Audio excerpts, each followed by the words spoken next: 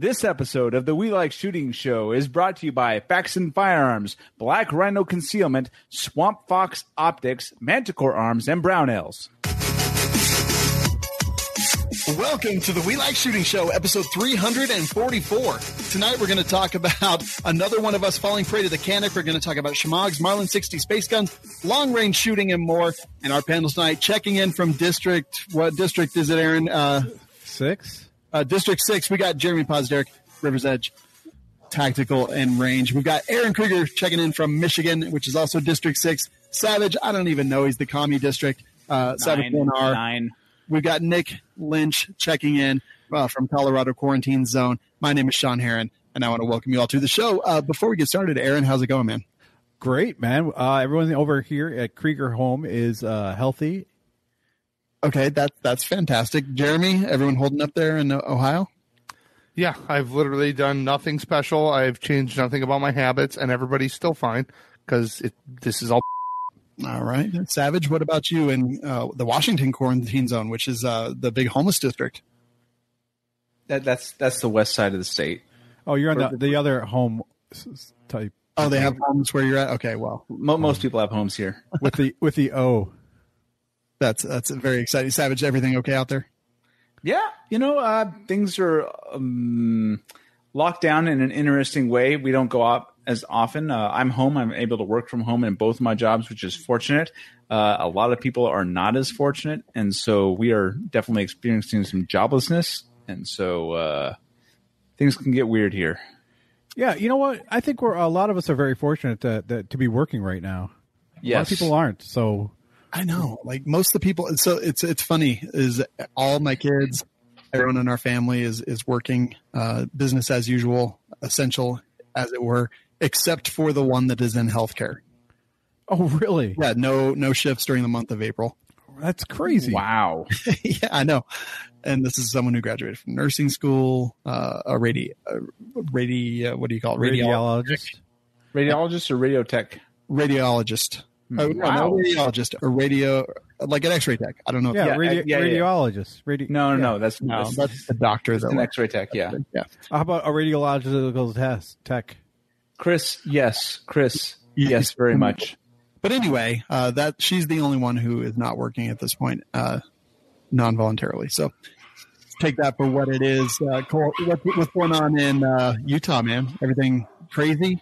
Zombies yet? What's going on? Dogs? No, it's good. No, I don't think there's anything bad here yet. I'm in small town, like middle of Utah, so Utah's kind of more spread out. It's not as thick as a lot of the other places like Phoenix or Salt Lake's not as big as people think it is either. So we're doing pretty good.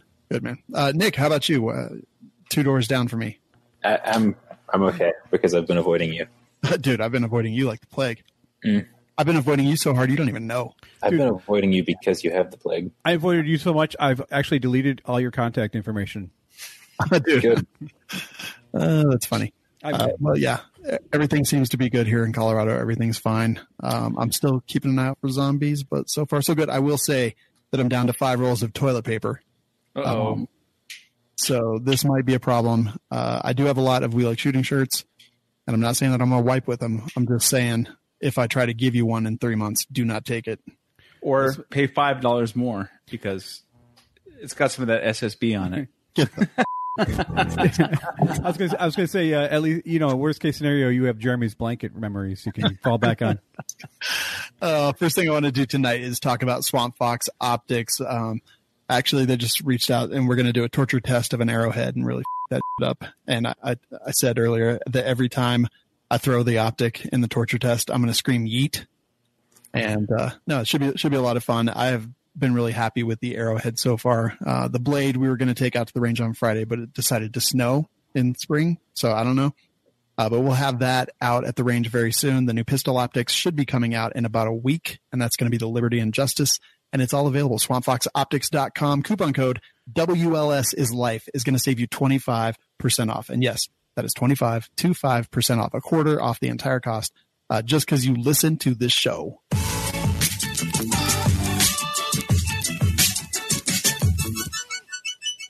All right. So our guest has been on the show before for different things, but he's a match director, board of directors for the National Rifle League, Team POI and host of the new Long Range Addicts podcast on the Firearms Radio Network. His name is Cole Kornberg. How's it going, buddy? What's up, buddy? How you guys doing? Good, man. Good. Glad to have you here. Your set gets a little bit cooler every time I see it. I just changed out the rifles to keep people's opinion over here, and then of course I've got all the cool cartridge selection guide in the back. So yeah, people cool, interested. Love it. Hey, I wanted to have you on the show to talk a little bit about long range shooting, but also to talk about the new podcast. What are you on, episode 10? I think now. Yeah, has been recorded. So new to doing podcasts. I think you've been guests on podcasts, but now you're actually the host running. Like, how's that been, man? It's been a pain in the ass. I gotta take notes. I gotta freaking remember to push record on my recorder, which then I get yelled at by you, of course, when I don't do that. Guests are always a treat when they can't figure out how to run. They've been in the firearms industry for this long and they can't figure out how the hell to run a freaking computer or a video camera or any of the following. So, it's just a normal day-to-day stuff. But we're doing good. We're learning. And you're probably like, just some won't freaking leave me alone half the time. But No, not at all, man. I'm actually, it's good. Like when people get excited about something, I get excited about it. So like all of it, man, it's been great. It's been a great learning. Like you kind of jumped in literally, like you're like, hey, you know what? I'm going to do this. And you jumped in, you're like just neck deep day one, like getting the audio equipment set up, and it's a crazy learning curve, right?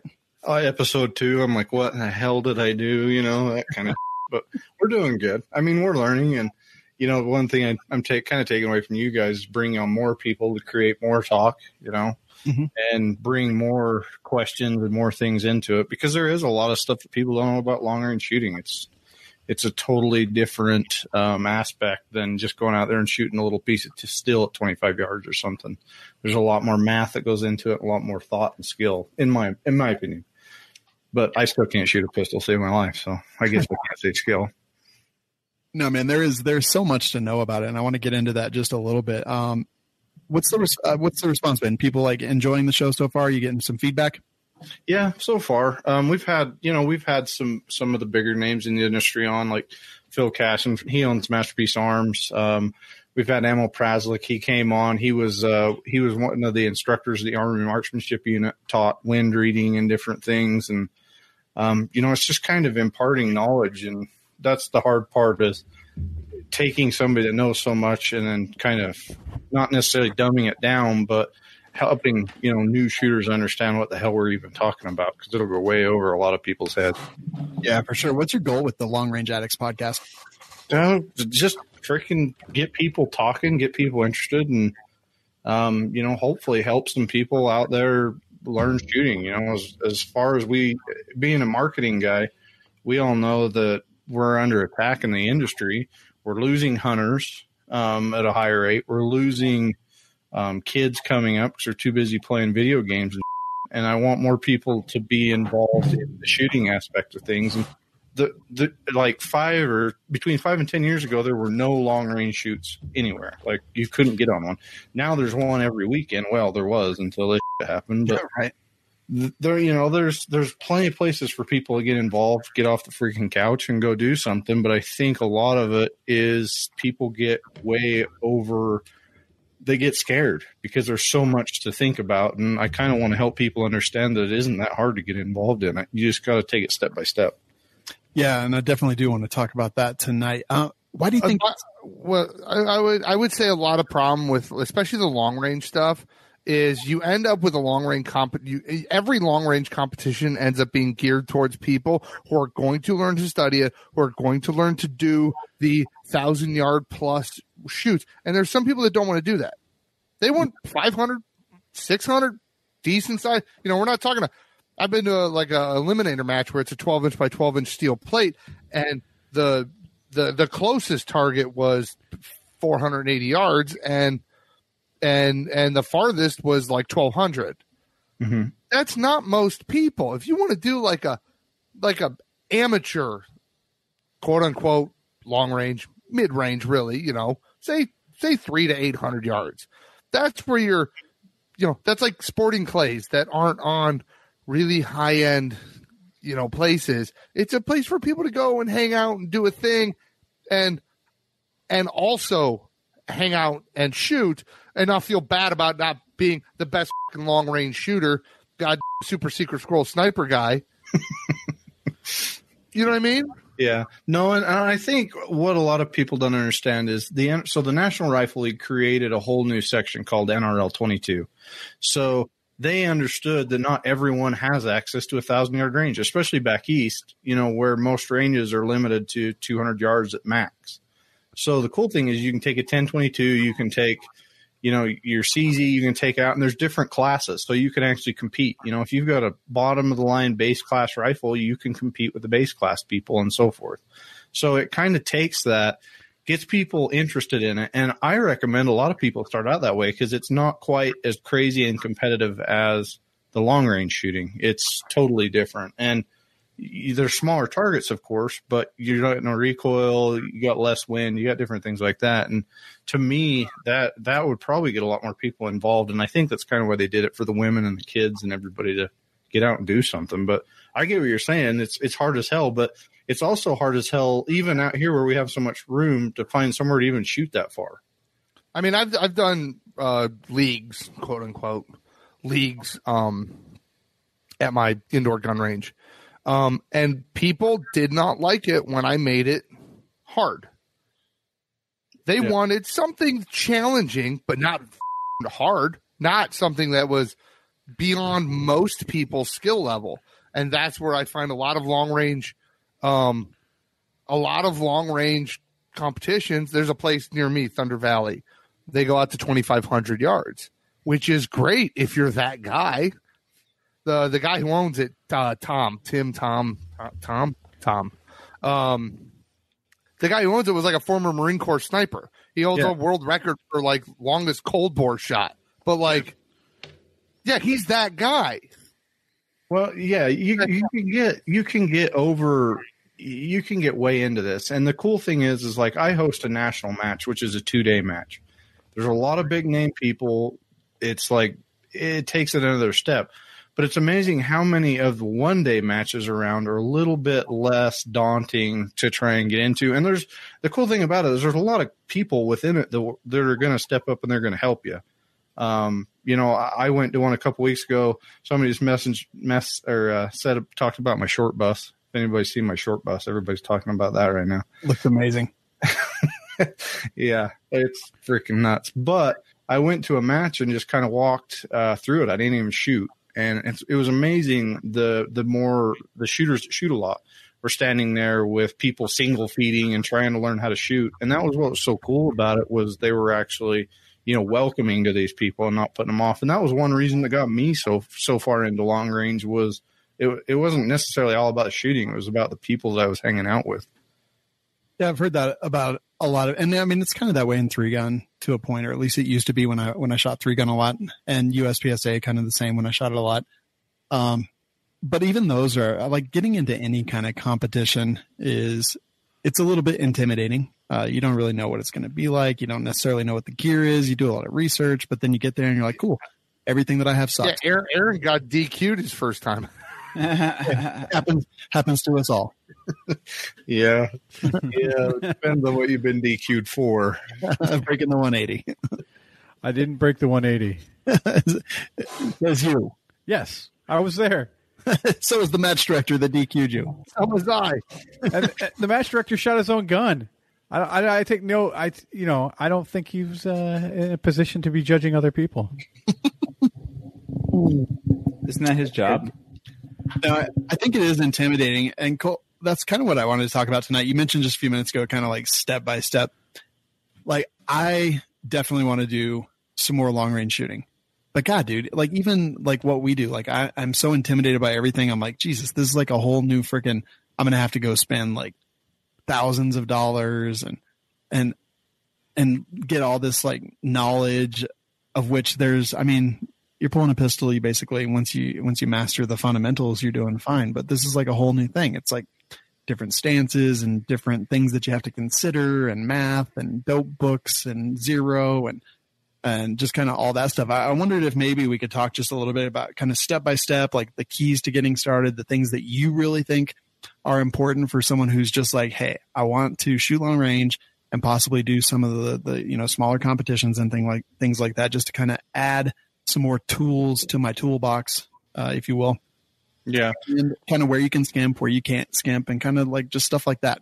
Yeah, and this is one place where a lot of people get lost. There's a lot of the typer snipers that we all know out there, and I spend some time hiding in groups and forums just watching, and I just shake my head, and everybody's looking for the newest, coolest thing to hold their rifle up, or, which is great if you're to that point. But what I think a lot of people need to realize, especially as they're getting into this, is that they don't need to be there yet. And, you can go into hand loading, you can go into that, but with the ability that factory loaded ammo is nowadays, it's freaking simple to go out there and get a good factory loaded ammo and go out there and just start practicing.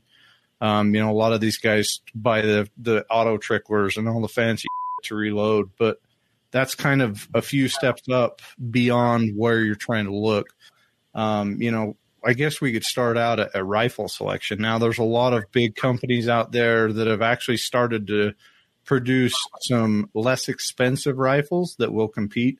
Masterpiece Arms being one of them, their new PMR Pro, $2,500, freaking thing hammers, comes with a Masterpiece Arms chassis. If you were just to buy the chassis alone, it's over $1,000. So $2,500 in this game isn't very much. GA Precision just came out with one. If you're going to go build a full out custom, they're going to be up there, like if you do it with like an STI, you're talking about, getting up there. But, a lot of guys are actually going with the Tikas now. If you go buy a factory Tika, it's actually something you can compete with. There are some inlets that are available for them, and they're easy to swap out. It's a good one to start with. A lot of people have their heads wrapped around the freaking Remington 700s. The problem with the Remington 700s is by the time you have them trued, you fix everything, you're $600, you still don't have the extractor you want. You still don't have the bolt release you want. You still don't have all the cool stuff you want. If you were to go buy a Defiance for another $300 or $400, the new Tenacities, I think they're in that $800 or $900 range, which a lot of people are like, holy shit, that's expensive, but it's going to hold up. It's going to do everything you want to do. And, there's just craziness out there that everybody is trying to find the newest. They got to spend money on all these bags. They got to go buy a really right stuff tripod that's $3,000. They got to do all this shit. That isn't where you need to start. The biggest thing is you need to sit down on a bench, understand your rifle. When we teach people, we start with trigger pull, trigger squeeze, something like that, follow through, running your bolt, parallax, different things like that. There's just a lot of things that you need to start with before you start worrying about all the expensive shit on down the road. And that's one of those things that I think gets a lot of people, they're scared. They think they've got to have all this stuff to compete, and it's BS. I saw a lady shooting a couple weekends ago, had a stock Remington 700. She was single feeding. I don't know why, because it's got a freaking mag box in it, but she was single feeding and she was having a good time. She was out there learning. And that was one of the big things that I gave her props for. It's like, you're actually out here, trying and figuring out what you want. And then you can go back and make your decisions, but go shoot a match, or at least go RO. That's what I tell everybody. If you want to really see what a match is about, go RO it, because as a match director, that's what I freaking need more than anything is a RO. I can't find them anywhere because I don't want to get beat up by the shooters. But yeah, like Aaron. Yeah. That guy deserved it. Hey, you got was that 3 guns on your wall right there? Yeah. Yep. Can you tell me what the difference is between them all? Different calibers, or are they all the same caliber? No, they're all different. So these are just some of my shows. I've got more in my safe over here, but so this one's on a Macmillan. This is the new Z1 or Z10. They sent it to me for some demo stuff, and then the new US optics. This one's in 260. This one's just a 223 trainer. It's in an MPA, and then the back one's one of my hunting rifles in 7 Rem mag. But each one of them feels a little bit different. Most of my comp chassis are in, or comp guns are in chassis, just because of the ability to adapt. But the new Macmillans are nice. Very nice. So rifle selection, you said Tika, T3, decent, or I'm sorry, you said Tika, but I assume, is that a T3 tactical or? Yeah, and the T3s are good. And a lot of people, they get way down this freaking rabbit hole of gun selection and caliber selection. And we actually just talked about it a couple weeks on the Long Range Addicts podcast about if you only had one cartridge or one caliber, what would you do? And I had a couple of my buddies from the Marine Corps shooting team that were on. And we actually went down the list of what is the most popular, cartridge. And to me, I know what it is. In my opinion, but a lot of people have different opinions. But to me, and I don't say it because I don't shoot the cartridge, and a lot of pro shooters don't shoot the cartridge, but it's 6.5 Creedmoor. The biggest reason is factory ammo. You've got a plethora of it. You can go buy a 6.5 Creedmoor in about any rifle configuration you think. If you want to shoot an RPR, you can shoot an RPR. If you want to shoot a Tika, if you want to shoot a Remington, whatever you want to shoot, there's a 6.5 Creedmoor available. You go out, you buy a rifle, you put a decent optic on it, you go buy some factory ammo, and you go practice.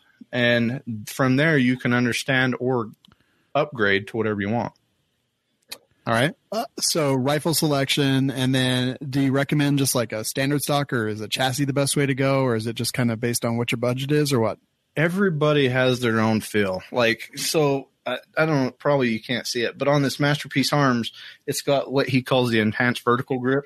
So the grip is 100% vertical, so it changes your position of your hand, and it makes your finger work a little bit differently. But the cool thing is you can go out there, like I said, you can go to all these matches and fill a lot of these stocks and chassis, but a lot of the shooters in the competition side are actually moving to the chassis side just because of the availability. This one has it's got the ARCA system built in, so you can mount it right to a tripod. It's got everything's in it. You don't necessarily have to bed them like you do a lot of the stocks. There's just a lot of different options that you can get with a chassis that you have to buy separate for a stock and add it on. Yeah, it makes sense. All right. So rifle selection being number one, where do you go from there? So then you can go into, what you want around your rifle. So number one, optic. Everybody goes on there. What optic should I buy? Do I need to go spend the most money I can buy? This is the biggest thing. I've been sponsored by U.S. Optics for years. I love U.S. Optics. However, U.S. Optics doesn't fit everybody's eye box. Everybody's eye box is different. It might be a loophole. It might be a vortex. It might be different things. So I would get behind all of them and look at some targets at like 200, 500, 1,000 and understand how that works. My eye is totally different than yours, Shawn, because your eye might be a little bit different with light transmission and the way the eye box parallel, everything in it. So I would recommend getting behind a few of them. Now, a lot of people will walk into a store and they'll look at the optic and they'll go, well, what the hell do I do? I don't know. And they'll get behind it and they look in the store and the lighting doesn't work. I recommend if you're going to go to a Cabela's, wherever Shills, and look at optics, to ask the person if you can walk outside and start looking through them. The other problem is you can't get your eye set unless it's on a rifle, which is going to be hard, which, again, I recommend. Go to a match, talk to somebody, sit behind the rifle and say, hey, can I look through your scope because I'm really interested? I guarantee every one of them are going to go, hell yeah, look through it. Then we can get into reticles and all that, but that might blow some people's minds. When you get into like tremors, I shoot the Horus, the H-59, which looks like a giant bomb went off in it. For holdovers and different things, but I mean, I can go back to the basics. So find a good optic that's really going to fit you. Don't necessarily listen to everybody on the interwebs. Go find something that really fits your eye box, and I think you're going to be happy that way. And when you say fits your eye box, like you're talking eye relief, or yeah. So like this new USO, this is the new TS series. It's got a lot bigger eye box on the back than their B series, which is a little bit smaller. So they do different things to my eye. I really like these new TS series. And they're cheaper, which is great. It's not a $4,000 optic, but it's just one of those things. Go sit behind them. Then you can get into rings. Rings is another big one. Do you want to go with a one-piece mount? Do you want to go with rings? What do you want to go with? I shoot the MPA one piece. The freaking thing ain't moving. It ain't going anywhere. I love it. But There's arc rings. There's different things out there. But that's one thing a lot of people will skimp on. They'll go out and buy $1,000 optic and put freaking Tasco rings on it and then wonder why the hell their scope doesn't stay. Weaver. I mean, it's like, come on. You're going to spend this much money on this and you're going to freaking knock it. It's just like put a trigger in it, put some stuff in it, but figure out what the hell you want. So now I'm all stressed out because like my long range rifle, you haven't mentioned any of, like, it's a Howa 1500 in a MDT chassis, and I'm just like, oh, he didn't mention any of that. But this must suck. You suck, Aaron. I guess I must have chosen poorly. See? Oh yeah, there it is, right there on his hat. Oh, there it is. I got to turn it around though, because I love the boys at MDT, but I freaking work for Masterpiece Arms, so I get in trouble. But are you saying I did okay in my choices? No, of course. Okay. If it fits you and you like it, I've got a 1500. I've got one in 223 that I love, and I'm probably going to give it to my little boy for him to shoot. They're great. They've got good features. They've got a couple aftermarket triggers. It probably wouldn't be my top choice because of the aftermarket parts for it, but it's a good starter rifle, I think. The worst part about the chassis is it doesn't come with a mag, and then you have to like search out a magazine for it, which they're like $80 a piece. Yeah, which is not bad because most of the Accurate and the rest of them they're in that same. The MDTs, they're all in that little bit more expensive price range. I think they're between 60 and 100, depending on how many round mags you get. Going back to option one rifle selection, what are like the two things that are mandatory, would you say, or two or three things that are like absolutely mandatory when you're trying to figure out what rifles is good for you to compete with, and you're just trying to get into it? Look at it like an AR. Like there's millions of aftermarket parts for ARs, right? You want to look at something that can be easily upgraded as you go. I mean, most of us buy something and we don't want to leave it like that. We just want to understand how everything works and then build up. You know, do you want a bolt knob? Do you want aftermarket triggers? Do you want stock selection? Do you want that stuff? Look at that. Of course, the biggest one is the Remington 700 footprint, right? All the Defiances, Curtis's, Terminus, everything you can think of. Everybody builds their stuff around Remington 700, and there's a reason why. It's because everybody builds aftermarket parts for Remington 700 footprints, triggers, everything else. The Tikas are starting to get there. There are a few companies inletting, and then there's other options. Like I noticed somebody said the KRGs. KRG has a few great options. That new Bravo is an awesome little stock chassis thing. But they only make it for a couple inlets. So if you want that, you've got to make sure their inlet is available for what you want to do. So first one is options for aftermarket parts, and then the next one is caliber selections. Can you spin a barrel on yourself like a Savage, or do you need a gunsmith to do it? So those are some things you need to think, and then find a really good gunsmith and search for them. Don't just go get some the DeWalt that's going to freaking try and ream your for you because it's going to be crooked. So, spend some time on that for sure. That's one of them. Boring Rifles builds all mine now. They're out of here in Utah. They do a really, really good job. That sounds really boring. Mm-hmm. That's why he named it that way, because he's like, I'm not boring, so I'll show you. Go look at his Instagram and you'll see. He just built one for Donald Trump Jr. too. Wow. That's awesome, man. Chris M wants to know, what barrels do you prefer? So a little bit further back in my history, I worked at a company called Barnes Bullets, which was owned by Remington.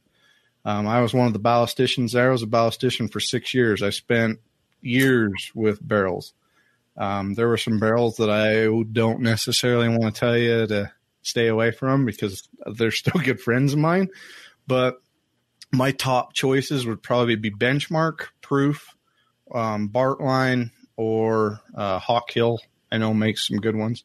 Those would be my top four. I shoot a lot of Proofs, and I shoot a lot of Benchmarks, and I shoot a lot of Bartlines. They're all of them great barrels. Proofs are super expensive, though. Not stainless. Oh, okay. Stainless is freaking attack drivers, too. None of the ones he mentioned are cheap. Yeah. You're like, oh, Proofs are expensive. If you want, they're all everything he just named. It's not cheap. This isn't the game for you. That's all there is to it. Eric said, what do you think of pre-fit barrels?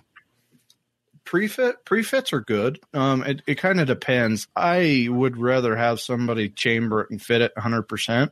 But, a lot of the Savages hammer, the Impact makes a great action, and all theirs are pre-fit. The new Defiances, the Tenacity, and they're all built so that you can now pre-fit. The tolerances on those actions are plus or minus a tenth. I mean, they're out of control, the amount of stuff there is. But it just kind of depends what you want to do. But there are pre-fits available. JJ Rock just built a new badass action where you can swap out, like if you're to short action, you could swap out a mag bolt face or a standard bolt face, and you could shoot a bunch of different calibers, which is cool. And then you just screw the barrel on. All right, so going back to optic choice, what are the 2 or 3 like primary factors that you think people should take into account when they're trying to find one to start with? Reticle.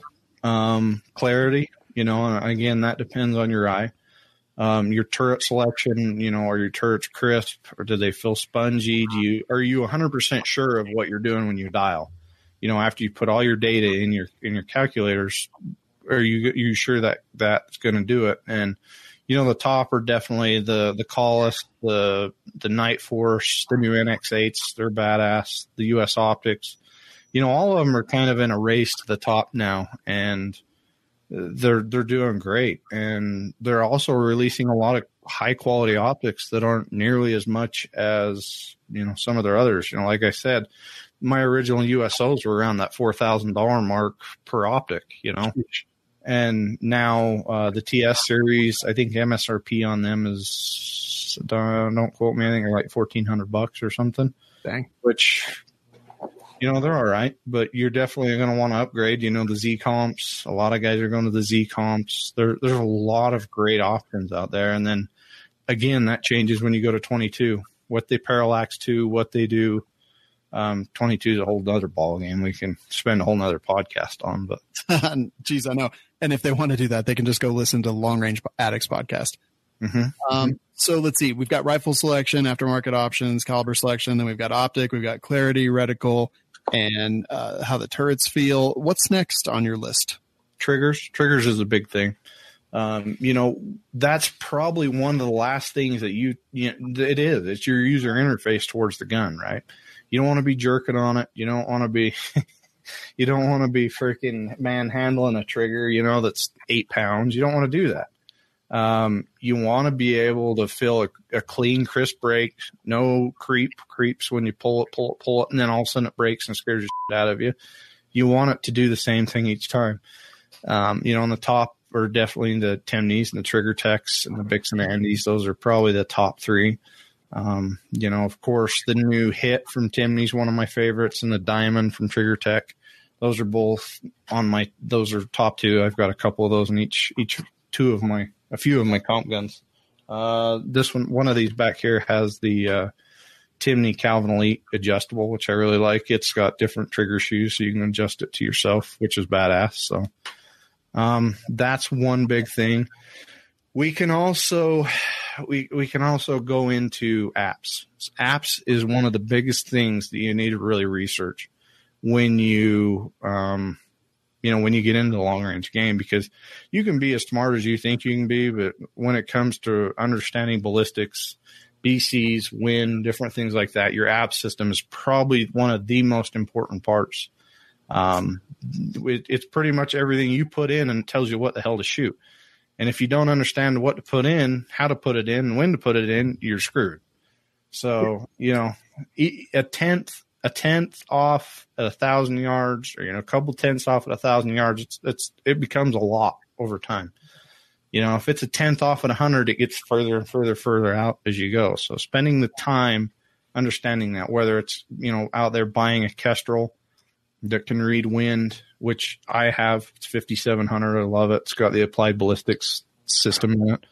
And I actually have one of their new HUD displays. You can't see it. It's on the other side. It's a thing that mounts the side of your gun, and it gives everything on the side of your gun, so you don't have to pull your head off the gun, which is badass. But, you can deep dive into some of that. The Straylock, applied ballistics, Shooter is a good one. Shooter's one I had for a long time. Understanding what you need to put in. And also along those lines is understanding the bullet selection, understanding what BC. And the other thing is buying something that can tell you how fast that freaking bullet's going out of your muzzle. Whether it's a magneto speed, lab radar, or whatever the hell it is, you've got to know how fast that bullet's going so you can input your data correctly, because that's what controls a lot of what the hell you're doing. Yeah, the apps are like, there's so much in the apps. I'm like, I don't even know some of the answers to some of these things. I'm like, distance or how high the optic is off the top of the gun. I understand why it's important, I guess. I just, God, like some of it, just the measurements and stuff. Is there an app that's the best for, is there like an app that's the best for kind of beginning or? The Shooter app was a good one. Straylock was a good one, but you're always going to want to upgrade. Straylock Pro. It has some basic user inputs. The problem is it will only input as much as you put in it. So without understanding what the hell you're putting in it is hard. And one cool thing about like the applied ballistics solver systems is a lot of that data is already uploaded into it. Whether you're, you've got, I can blow people's mind. Like if we want to talk about drag curves, we can talk about, how BC it changes with velocity, different things like that. That's one of those things that really will get you going. But there's a lot of little simple solvers out there that can at least get you going. One thing a lot of people don't do is true their BC to their gun. And there is a portion in most every app that you need to do that and to true your stuff back to your gun, which it will help get everything right on point. But that's one of those many things that we could go down a whole nother road with that. Yeah, for sure. I've got Straylock Pro. It seems, I don't know, simple-ish enough. I definitely have to look some stuff up sometimes, but that one's pretty good. I also have Applied Ballistics. There was one app, and I'm not going to mention it, but I had it for a while, and I couldn't for the life of me hit anything past 1,095 yards, and I couldn't figure it out. I thought it was me. I couldn't read. Come to find out, the ballistic solver quit working past a certain distance, and it was in one of the cheaper apps, and it ended up me when I went to start doing it. And that's why I'm saying, if you're going to do it right and invest in a decent app. Go in and learn it, and there's plenty of YouTube videos on understanding it. But if you're going to do it right, you need to go out and also understand how fast the bullet's going, because a lot of people look on the end of a box. Oh, the box says 2,700 feet per second. What a lot of people don't understand, coming from a ballistics background, was that was shot out of a specific gun at a specific twist rate per SAMI spec, and it has nothing to do with your gun. So don't believe it. You need to go figure out what your gun does. That's one of the number one things you can do. Yeah, remember when you shot our chronograph? Nope. But that was with a pistol, and I was doing it one-handed while trying to read the because it has it. We had the handheld meter, so you can look at it and print it out. So I'm looking at that, and I'm kind of like holding the gun out to the side, looking at the thing, and I pulled the trigger, and I only hit the metal. I didn't hit the chrono itself. I just hit one of those little metal pylons. Yeah. Raise your hand here if you've never shot a chrono. All right, Jerambe, you're a little late there. You can't see it, but my hand. No, it's because you said it weird. You were like, raise your hand if you've never shot a chrono. And I'm like, I was expecting, raise your hand if you've shot one. And I was expecting you to raise your hand and nobody else do it. And you're like, raise your hand if you never shot. Most people have never shot a chrono, you Riri. Most people don't own one. That's great.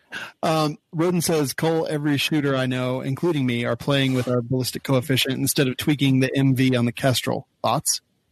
Yeah, that's totally possible if you have the targets out to a certain known distance.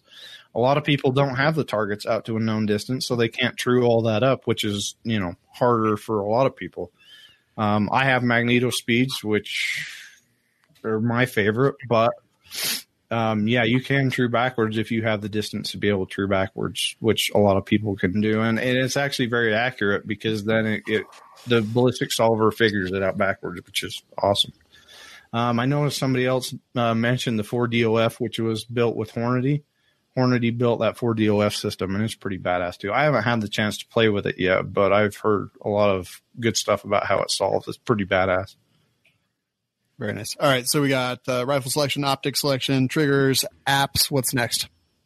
Where the hell to even shoot? I mean, so there's two main bodies within the United States that are PRS type. That's Precision Rifle Series and the National Rifle League. National Rifle League is more West Coast. Precision Rifle League's, of course, the older one, and it's everywhere. And they've done a great job. Shannon K just bought it, and they're doing a really good job. And then you can get an ELR, which is extreme long range. You can get into King of 2 miles, which a lot of those guys are starting to do now, which is freaking crazy. The amount of bullet drop and wind compensation you can get at 2 miles is out of control. But a lot of guys are doing it. World record was shot last year. It was over 5,000 yards, I think. I can't remember. But, they're stretching it. Yeah. I mean, it is kind of amazing. So finding a good place to shoot, you said NRL and ELR? ELR, extreme long range. Yep.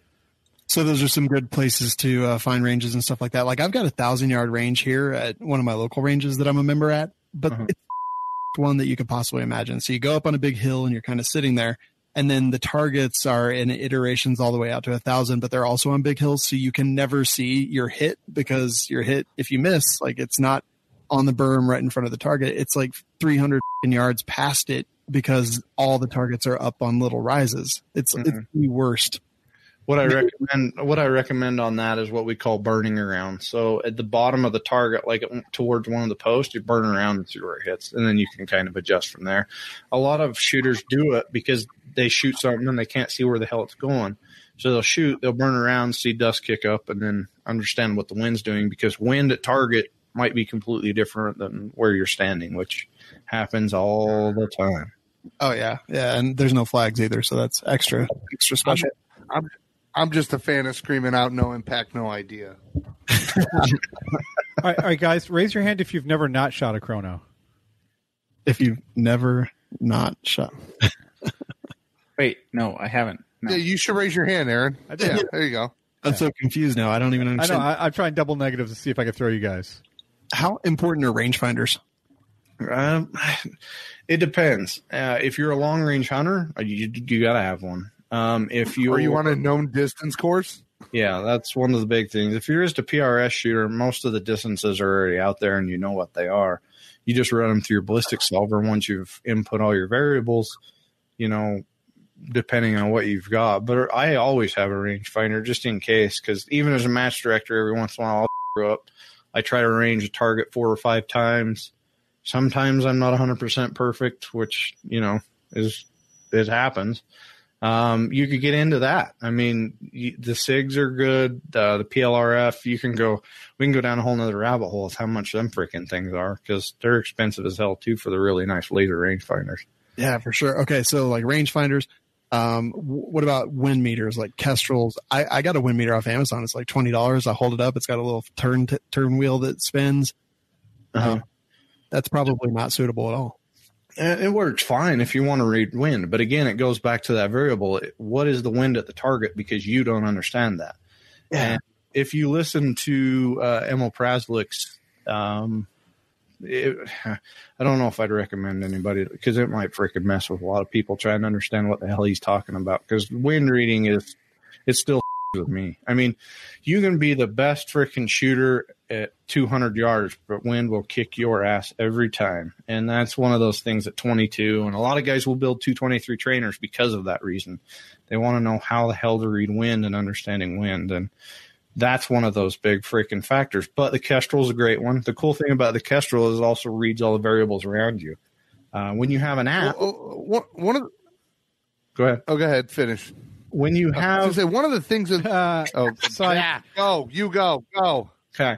One of the things. No, I'm just messing with you. When you have an app system, a lot of times it'll pull weather stations, but you don't know where the hell the nearest weather station is. The nearest weather station could be 20 miles away, and you don't know that. That's one reason why I like a weather station in your hand, that you know what the constant is right where you're standing, and that'll give you all of your stuff, whether it be wind speed, whether it be density, altitude, which we use a lot. They call it DA. Temperature, all that stuff has a lot of effect on long range shooting and ballistics. But that's the problem, is not having it and trying to pull off weather station, not knowing where it's at can too. So that's something that you need to understand going into it. Yeah. What were you, the thing with wind calls, you could make a wind judgment, but the problem is, unless you can see the future, if you're shooting extreme long range, that bullet might have a 4 or 5 second flight time. Yeah. You don't know what it's going to do once you crack the shot off, and then what it was doing then and what it's doing now is completely different. And it's like, so unless you can like tell the future, wind calls are, you do the best you can. Right. And we have that a lot with our matches where a competitor will get up and he's holding 0.1, 0.3, and I'm talking mils, pulls 0.1 or 0.3 off a left edge or right edge or whatever the hell he's holding. Next guy gets up and it's completely different, and it also depends, especially here in Utah where we've got a lot of big canyons. Shooting through a canyon, what is the wind doing between you and the target and how much effect that has? And Emil talks about that in the law of thirds. So the first third, second third, and then the final third of what wind does in each third. And understanding that is craziness. Yeah, for sure. What's kind of the cheapest, I don't know, like humidity and barometric pressure and wind reader that you can get that actually works? Kestrel has a few that are on the less expensive end. They don't have the ballistics calculators in them. But it kind of depends on what you're doing. There's a lot of them on Amazon that I've noticed. Geo Ballistics makes a little one, and it actually links to your phone. That's one of the big things that a lot of guys like because they've already got their phone. You got your phone with you anyway, trying to run your ballistics calculators.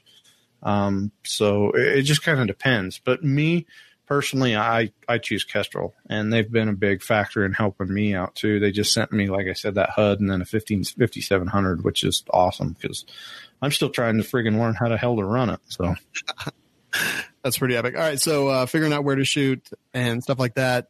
Any other line items? I guess we could go into the equipment game. There's a lot of bags. There's a lot of tripods. There's a lot of aftermarket accessories. That's a whole freaking rabbit hole. On the short bus, I've got an entire freaking giant container of bags that I bought because I've tried to figure out what the hell I want. And it's hard because everybody keeps coming out with something new, and it's almost impossible for me to freaking keep up, much less anybody else. And that's one thing that I want to reiterate is don't go down that freaking rabbit hole until you're ready. Don't go down the hole. I got to have the next coolest freaking badass tripod / and Jose Gardner, I think it was Jose, on our blog on teampy.com, he actually went into this, taking the time to learn, the steps before you try and jump into buying all the aftermarket that goes with it. That's one of the things. We can go down that road. Armageddon Gear makes some great ones. Warhorse. There's so many different, one place you can really go is look Short Action Precision. They sell a whole bunch of different types, so you can go in there and look around. Those guys are awesome. It's a whole freaking, that's a whole nother thing. That's the crazy thing about this long range stuff is we can go down rabbit holes all we want. And that's why we started the Long Range Addict podcast, so we can kind of go down this. And, even 22, I can go into probably 15 podcasts that I can think of off the top of my head. Yeah, that's awesome. Eric wants to know if you're associated with Long Range Shooters of Utah. I know those guys through Phone Scope. We sponsor them. I know them really, really well. But I'm not like, I know them. I'm not one of the guys, but yeah, I know of them. How important is it for you to know birds? Like you're going to see a lot of like birds and stuff downrange. Like how important is it to like know what species there are and like what type of bird it is? Birds? Yeah. Is that important? I heard that it was, but I wasn't 100% sure. Like seeing birds downrange. No. Yeah, like through your optic, you're like, oh, there's a bird. Is it a roadrunner? Is it a quail? I don't know. Is that important? Do you have to know wildlife? No. Well, yeah. If you don't want to shoot it and get thrown in prison for shooting a bald eagle, you probably ought to know that. I don't know. All right. I saw a bald eagle the other day. It was Come very on, cool. if I'm going to shoot a bald eagle, it's going to be with a shotgun. I saw a bald beaver. Ew. You're looking in the mirror. You shot it. There's actually a nesting pair of bald eagles not that far from my house. Yeah, I went to Kensington Park, which is near my house, and there I saw one flying overhead. I thought it was pretty cool. Can you shoot them? No. No. Oh, why? Because it's this national bird. Oh, it's the end of the world. You know what? I don't think you're allowed to own feathers from an eagle, to be honest with you. Not unless you're Native American. Yeah.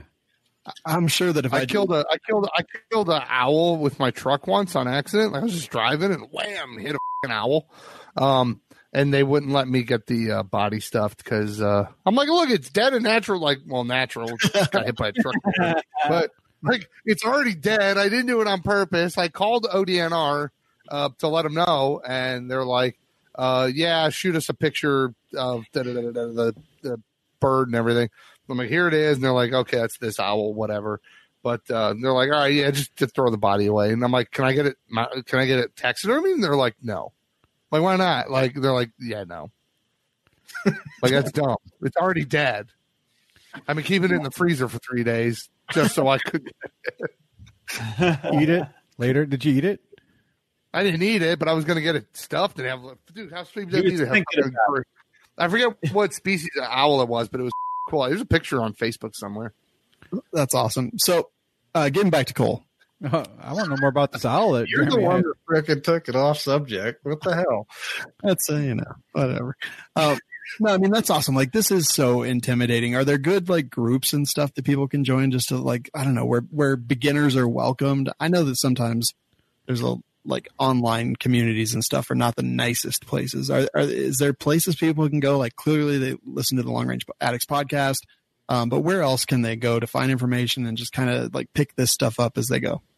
There are a lot of groups. I mean, there was one called, I think there's like learn to shoot long range, learn long range shooting, something like that. There's like a lot of people, and there's a lot of typer snipers in there. It's freaking nuts. We started one called Team POI Tactics. It's a Team POI Tactics page where I have my reviewers and then our shooting teams on there, and they can go in and help, people understand some of this stuff that they're trying to wonder. Another one is actually called the Long Range Addicts group. Glenn and those guys do an awesome job at not freaking making people stupid. But this is going to be one of the biggest things that I can tell anybody listening.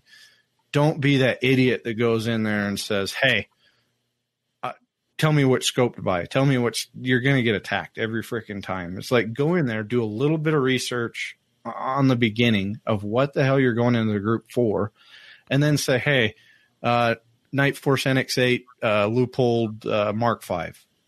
Try to dumb it down and then start asking questions. Don't just go in there and, hey, I want to buy a new gun. Which one do I buy? All right. Well, what the hell's your budget? Is it $5? Is it $10,000? That's one of the biggest things that piss a lot of people off, and that'll bring the freaking typer snipers out of freaking retirement, seeing like that. So that's awesome. So that's very interesting. What optics should I buy? Swamp box, obviously. There you go. I've never March Tasco World March straight 80 power. Straight 80. Nice. Not even variable at all. 80 power March. Yeah. Well, see, my buddy Jim Gilliland, I don't know if you guys have ever heard of him. He made the world's longest shot with a 308 with a fixed 10 power. You hit a guy's center mass. So, that was one of the military's things was the fixed 10. But honestly, if money were no object, and I haven't looked through all of them. Like I said, I've been sponsored by USO, and they've been great to me. But the new night forces, the attackers, if you have the money, the Leupold Mark Vs for the money are great. The Vortex, the Gen 2s, if you want to go down the Vortex route. Z-Comp if you really want to go high, and then Tangent Data if you really, really want to go high. What if I had no money? Tasco, Walmart. Like, what is no money though? Is it like $500? Is it less than that? Yeah, $500. No, I'm just kidding. I was just being a smart ass because you said not to ask what optic. Dude, obviously UTG. What? NC Star for the win. For the win. Mm-hmm. Let's see. Got Nick's 4 power one that looks like it's like a sci-fi scope. It the needs flat one on top. Yes. Yeah. That one. $29.95 on Amazon. Yep. with laser and flashlight attached. I get all my optics from Wish.com because that's good Chinese glass there. No, I mean, I feel like we could talk about this stuff forever, and I guess that's why it's good that there is the Long Range Addicts podcast and kind of all the other stuff that's out there. Like Team POI, you got reviewers and shooters, and that is your shooting team? Yeah, we've got 34 shooters now. I've got 8 reviewers, and then Team POI also encompasses all the brands that we represent, from Phone Scope, Fix-It Sticks, all those. So I like Fix-It Sticks. Those are good. Love Fix-It Sticks. Also love Phone Scope. Just today I was actually working on a mount to point out the window so that I can take pictures of all the reticles and optics that come in with the Phone Scope. That's awesome. Mm-hmm. Yeah, they're nice to have, especially when you're spying on your neighbors or any of that, Yep. He was again. Really. Yeah, somebody to bring that up. I saw Steiner's pretty good optics. They are, from what I've heard. One of my reviewers just did a review on the new Burris XTR3, which they claim the glass and everything is right on point with the higher end optics for a lot less price. And you guys can go read that on the reviews page too. So, have you tried out any Lucid stuff? I'm actually going to start working with them a little bit, but I haven't felt the turrets or anything. To know what they are. They're so I can't keep up with half these freaking optics companies anymore. I'm like, they're coming out of everywhere, and I don't know where they're building them or anything else. But all I know is what everybody within the long range shooting community is using, and that's not one of the choices. So whatever that means. There you go. All right, awesome. If people want to learn more, keep up all this stuff, where can they find everything that you're up to? Either on I just barely set up the Long Range Addicts podcast on Instagram, Facebook. I post a lot on there, Team POI Tactics page, or on the Firearms Radio Network. We're always posting new stuff on there too. So very cool. That's awesome, man. Thanks so much for coming on. You going to stick around for a bit? We got another hour. Okay, cool. Yeah, no, not for another hour. No, I'll hang out for a minute. I got to watch. I got to see how to do I'm always figuring out how the hell to do my podcast better. And a lot of it's bringing on people that talk, just sitting there with their teeth in their mouth. But right. Yeah. No, I mean, I think the best thing is never to look to us for how to do things better. I would say that is my number one. Watch and don't do this. All right. I got it. Yeah, don't watch, don't listen, and don't do anything that we do. Cause you saw how this went. He's like, do you have notes or anything? I was like, I'll send them to you in a minute. He's like, it's 15 minutes till we go live. I was like, we're pros. Procrastinator. Exactly, man. I don't even know. All right. That is prolapse hole. Oh. Radio.tv, and you can find Long Range Addicts podcast on there. And keep up the good work, man. 10 episodes in. I'm about 5 episodes behind right now, but I kind of catch up when I'm driving. But since I don't really drive anymore because, we're in the apocalypse, I'm a little behind on all my shows. Come to Utah and sit in the bus and we can act like we're driving. Dude, I need to. The bus is awesome, by the way. That's on all your social media, right? Mm-hmm. Yeah, it's good. All right. That is that. And where are we? I don't even know at this point. Let's, you know what? I know what I want to do. I want to talk about Faxon firearms. Right before we talk about gear chat, Jeremy, did you get any more Faxon guns in yet? No, I have not. I know you were so mad because you were not the highest on the list. Right. I didn't get the order in before the other. Yep, the apocalypse. So they've got 2 new rifle lines that we've been talking about for a while. I was just talking today to somebody. He's like, "What barrels do you kind of recommend?" I want to do a DMR style. I was like, I mean, kind of the usual suspects. Faxon's going to be awesome. You're going to get a good discount by using our code. Good people, good company. What else do you say? FX19 is their pistols, the Patriot and the Hellfire. They've also got the Patriot and the Hellfire slides for Glocks. They've got the Patriot and the Hellfire slides for MMPs. Dude, anything that you need pretty much. They've got uppers and lowers and bolt carrier groups and barrels for your pistols and barrels for your rifles. Anything you want to upgrade pretty much, they've got there. And they're making it all in the great state of Ohio. FaxonFirearms.com. Coupon code WLS10, whether you buy a gun or a barrel or anything. Saves you 10% off all day, every day. I guess I'm going to go first and talk about Caniks. What? Yeah, I know. It's not me. I'm not even super happy about this, but we did the review. Stop it.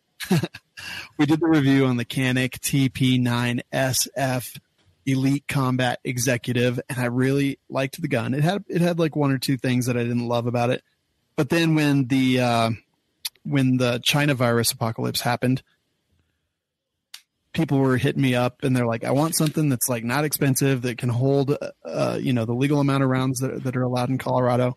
And I also want something that is not going to break the bank.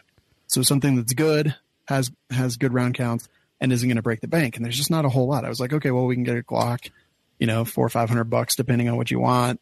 Smith & Wesson has some great options. And then I was just kind of looking around and I decided to grab a couple Caniks just because I'd reviewed that one. I was pretty happy with it. There's all kinds of stuff all over this one. I just got it and logged it in today. So I was like, let me order these because they're going for about $359 retail. So you can imagine that dealer cost is a bit lower and you can get them for a decent price. This is the Canik TP9 SA Mod 2. It comes with two 18-round magazines, replaceable back strap. It's actually got a pretty good upgraded trigger. And I got to say the Executive has a pretty great trigger. This one's pretty good too. It's got a pretty easy takedown. You can take it down. Well, when you don't screw it up, you can take it down pretty quickly. It's very similar to a Glock takedown. You shouldn't have to pull the trigger on it. You can just probably pull down on the tabs. You have a microphone. You need to talk into it. Yeah, exactly. Eat my ass. Don't come to my business, Savage. Also, Aaron, are you going to acquiesce to his request? I'm going to pass on his ass. Just pass the ass, Aaron. Also, I'm pretty sure you still have to pull the trigger. I thought that you did when I did the review. You had to. That's because I think the Elite is a different design slightly. I think the SA. No, I'm literally pulling down on the tabs, and I have to do the. Oh, suck it, Savage. Yeah, Here, I'll go get mine. I'll show you. Okay. Mine's different then. Now I'm comparing Caniks with Savage. Where the is my life gone? No, we're good. Are we? Yeah, I know. So, I mean, for a stock gun that, just a little bit over $300, top side mounted disassembly button. It does have a loaded striker indicator in the back of it. The trigger is pretty good.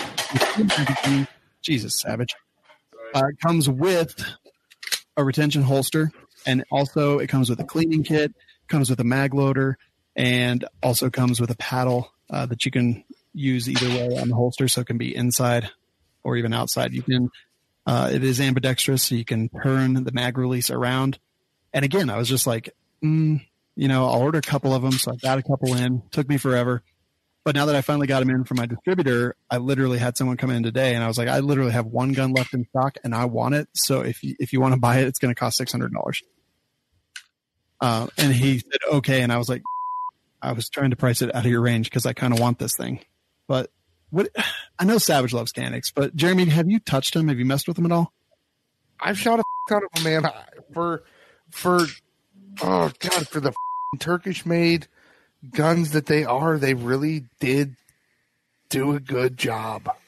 Thank you, dude. I know, and it kills me to say it because Savage loves them so much. Yeah, I most of the that comes out of Turkey's usually not pretty. Some of them, there's a lot of fit and finish problems with that comes out of Turkey, especially the shotguns. I'll give you the shotguns. There's a lot of fit and finish stuff with the guns that come out of Turkey. That being said, there are some pretty nice handguns that do come out of Turkey. Canik being one of them. I can't actually say the place that they're made over there.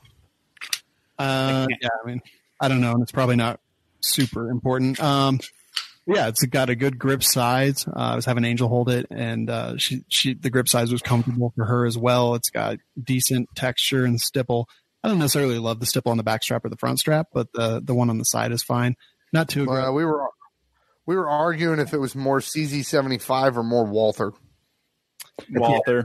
Yeah, I think it is pretty much a Walther clone, right? Yep. It's Walther. P99. Yeah. Yep. Cole, have you shot these at all? No. No.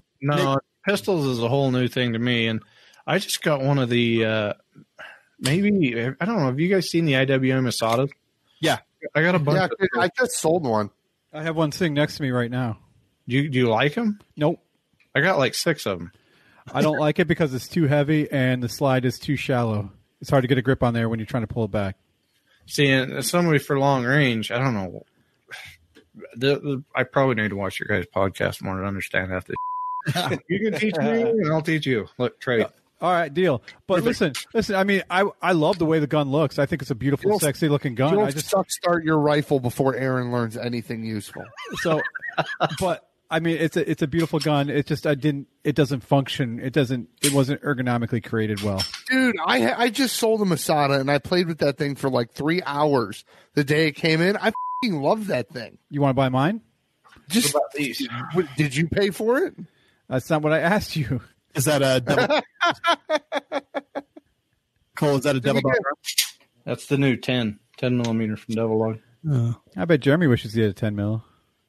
I have half a 10 mil. Nick, have you shot this? You shot the Executive, and you liked it, I think, if I recall correctly. Yeah, the mags didn't drop free, and I disliked that. But everything else on it I liked. Yep. First thing I did was make sure that the mags drop free, and they do. They eject aggressively. I gotta say, man, for like a gun that's MSRP for $360, and I think the burnt bronze ones are like $449, something like that. I gotta say, like, I picked this up literally because I ordered one for a customer. It was their first gun, and I was like, all right, well, I know money's an issue, so let's get something that's decent from a company that I've reviewed recently, and the price is right. And I gotta say, I kind of dig it. Like I said, I ordered one for myself. I may end up selling it, but if I do, I'm definitely going to get another one because not just that, but I mean, they come with a ton of stuff actually in the case too, which you don't see a lot these days. They kind of almost have to. Yeah. But I mean, don't forget, like, I mean, this is like literally, unless you're a lefty, then go yourself. No, they're ambi. You can swap the mag release around. No, the TP9 SFXs have that mechanical release, and that thing is not ambi. On the TP9 SA Mod 2, the one that I'm talking about right now, they do have a reverse mag release. The TP9 SFX it's got a mechanical release, and it is definitely not ambi. Savage, I muted you because you're making so much noise. If you would like to rebut. Sorry, you said the magazine release or the slide lock? I'm talking about the magazine release. No, this SFX definitely has a reversible magazine. I'm talking about the f***ing holster. Oh, not the holster. The holsters suck. Yeah, I'm talking about the f***ing holster because he said it comes with a lot of extras, and I said it kind of has to. Yeah, the holsters suck unless you're right-handed. Which is most people, but not me. So I have all my custom holsters from Black Rhino Concealment. If you have the devil's hand, go f*** yourself. Anyway, I ordered the Canik for a customer.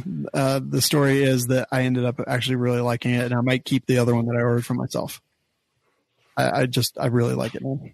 So anyway, I feel dirty even saying that. Aaron, what did you want to talk about? SHEMAGHs, man. Right? Like, I love them. A SHEMAGH. Yeah, it's like the Afghan bandana. Yes, yeah. But they're okay. So, like in our times right now, I see people walking around with ski masks on, anything they can put in front of their face, and they just look ridiculous. But a SHEMAGH, man, that looks good. I would and it's multiple layers of fabric, so it's actually multiple layers of protection for yourself if you do it right. If you're looking for something, they're not that expensive, and again, they come in really handy. I wear them a lot, actually, when I'm out with Shawn out in the desert, because it gets hot out there, man, and I can put it on my head, I can put it on my neck, and not have to worry about getting a sunburn on my neck. It's actually really a great thing. I love that the Jews wearing the Muslim head wrap.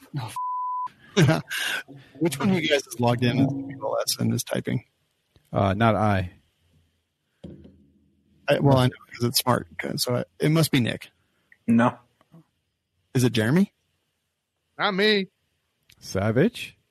Nope. So it is Nick. Actually, I didn't hear what you said. I don't even know. So yeah, SHEMAGHs, like I actually do like to wear them when we're doing range days in the summer and stuff like that.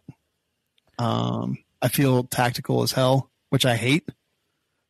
But yeah, I mean, they're good, and especially in today's day and age, right? You could actually walk into a bank with a SHEMAGH on now.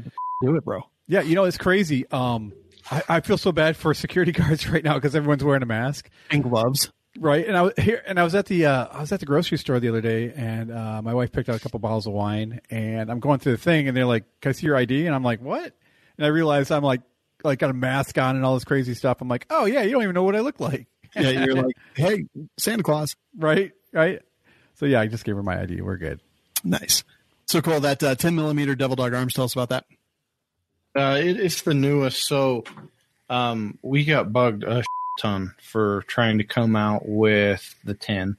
We also just came out with three new versions, which are threaded. They're all in 5-inch. So you can get a 45 threaded, 9 threaded, or 10 threaded. The 10 is our next one. It's got adjustable rears, fiber optic fronts. It either comes in the standard, which is this one, or we have a tack row version too. And we're actually going to be running another sale on these pretty soon. I think they're going to be in that like $1,100, $1,200 range.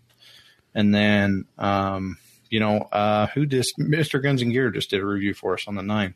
Did a really good review on it. And everybody's been playing with them, love them. Iraqi Vet just did one. We've had quite a few reviews on them, and people seem to be loving them. I've got the 9 and 45 suppressed now with the Silencer Co Ospreys, and holy shit, they're fun to shoot. Awesome. Yeah, I wish I had a threaded 10 millimeter. It's on order. No, I don't. To tell you. I know you can get one. Right. Yeah, you're thinking of one. Yeah, in about a year. The last really expensive gun I ordered got up because Italy's on God shutdown. Dude, what if they all pass away from coronavirus and you never get your Mataba unit? Italy, go into the factory and take a bunch of them and just fly them back here with them. I'll worry about the import when I get back. You could just fucking take over the whole factory. Oh yeah, I'd be like, I'd make it America 1.0 instead of America 3.5 like we have. There's just basically no rules. Well, then that doesn't sound safe. If there's no rules, because there's no rules. Why would you sacrifice your safety for freedom, Aaron? Freedom comes with costs, Savage. I don't even understand what's happening right now. Savage, what's your product tonight? My product, I don't actually. Your mic, remember you have one? 8 years. Your mic.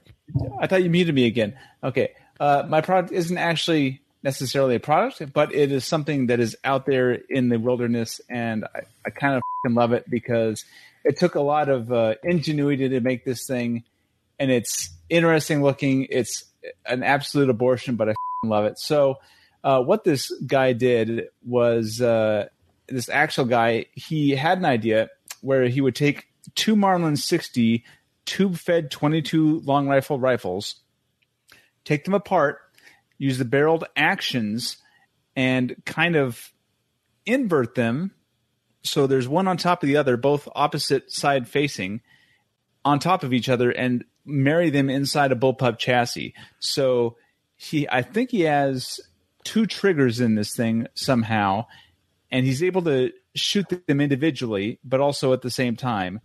So you have basically 2 Marlin 60s in a bullpup rifle. I don't know how many rounds they have, 14, 16 rounds in those things?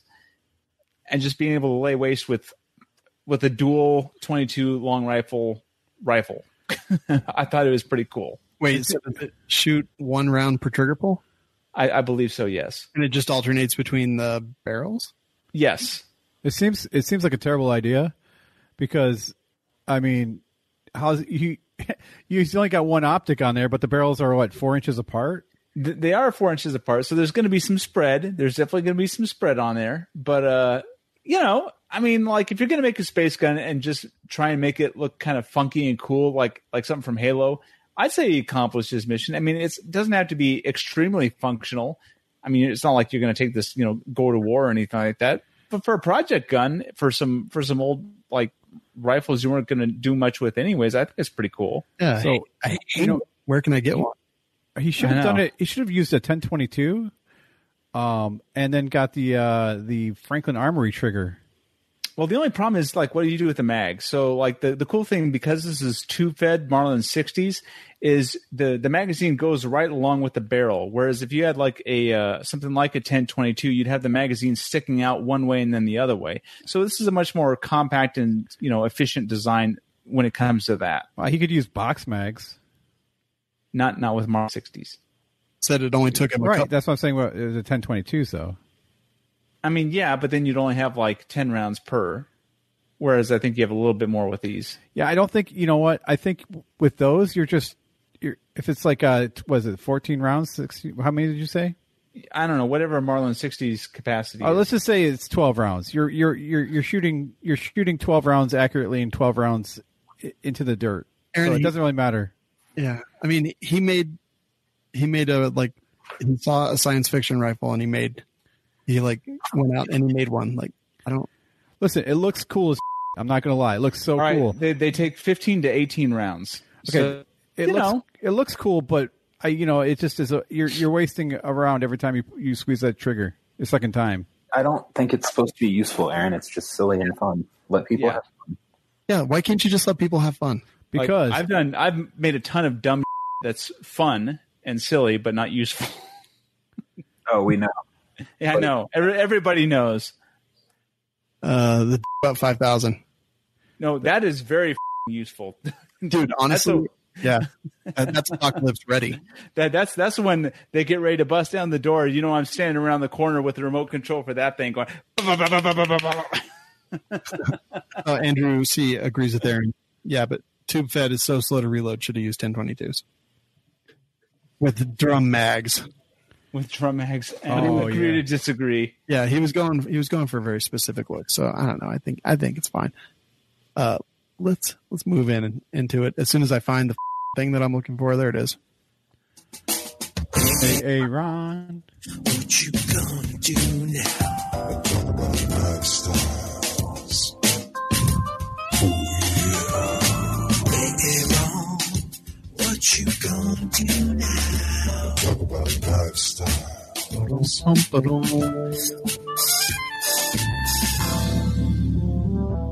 Brought to you by Brown Hills. All right, so Brown Hills, love it.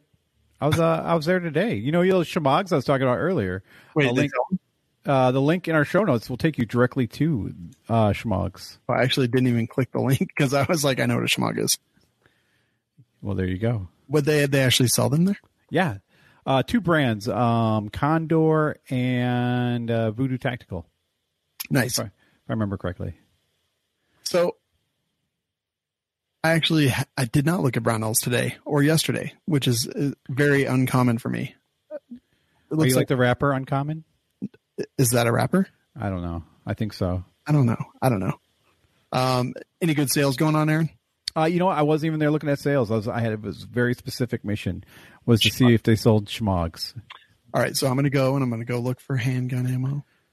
Are you going to put it on the big screen? I'm going to go look for 9mm. Nope. Man, people have bought them dry. Bought them dry. That's a bummer. I mean, I get emails all the time these days like, hey, guess what we have in stock? Limited supply. And if you call them up, they're like, we're out. Yep. It's so crazy. I wonder if they have. Let's just go take a look at that. It's because Bush. He ended the lead smelting in the U.S., so he can't have good stuff anymore. Is that right? Mm-hmm. He did it. Yeah, it was his EPA. Yes, he did. Let's see. Yeah, I mean, there's lots of ammo, just not 9mm. Not seeing a whole lot of 223 right now, but seeing a ton of like 6.5 Creedmoor. And since we were actually talking about that, man, there's a ton out there. A lot of match ammo, a lot of 308. So look at this, guys. 223, 9mm. Can't find it. Might as well get into long range shooting.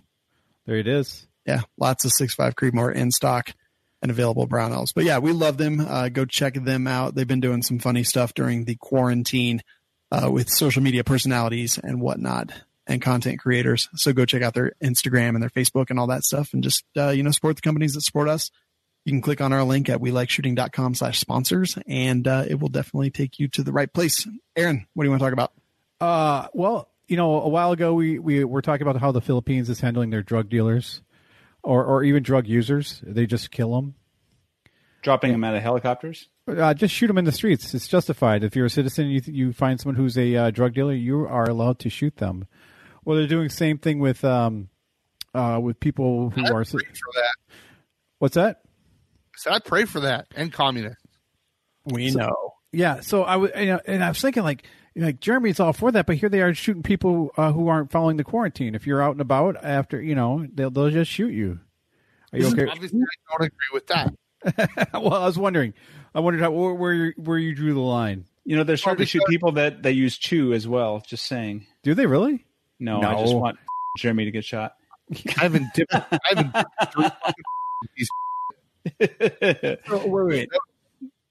haven't had a dip in 3 weeks. Go f yourself. Oh, damn. That's awesome. But it looks like only you a had matter of time. It looks like you've had a lot of cake.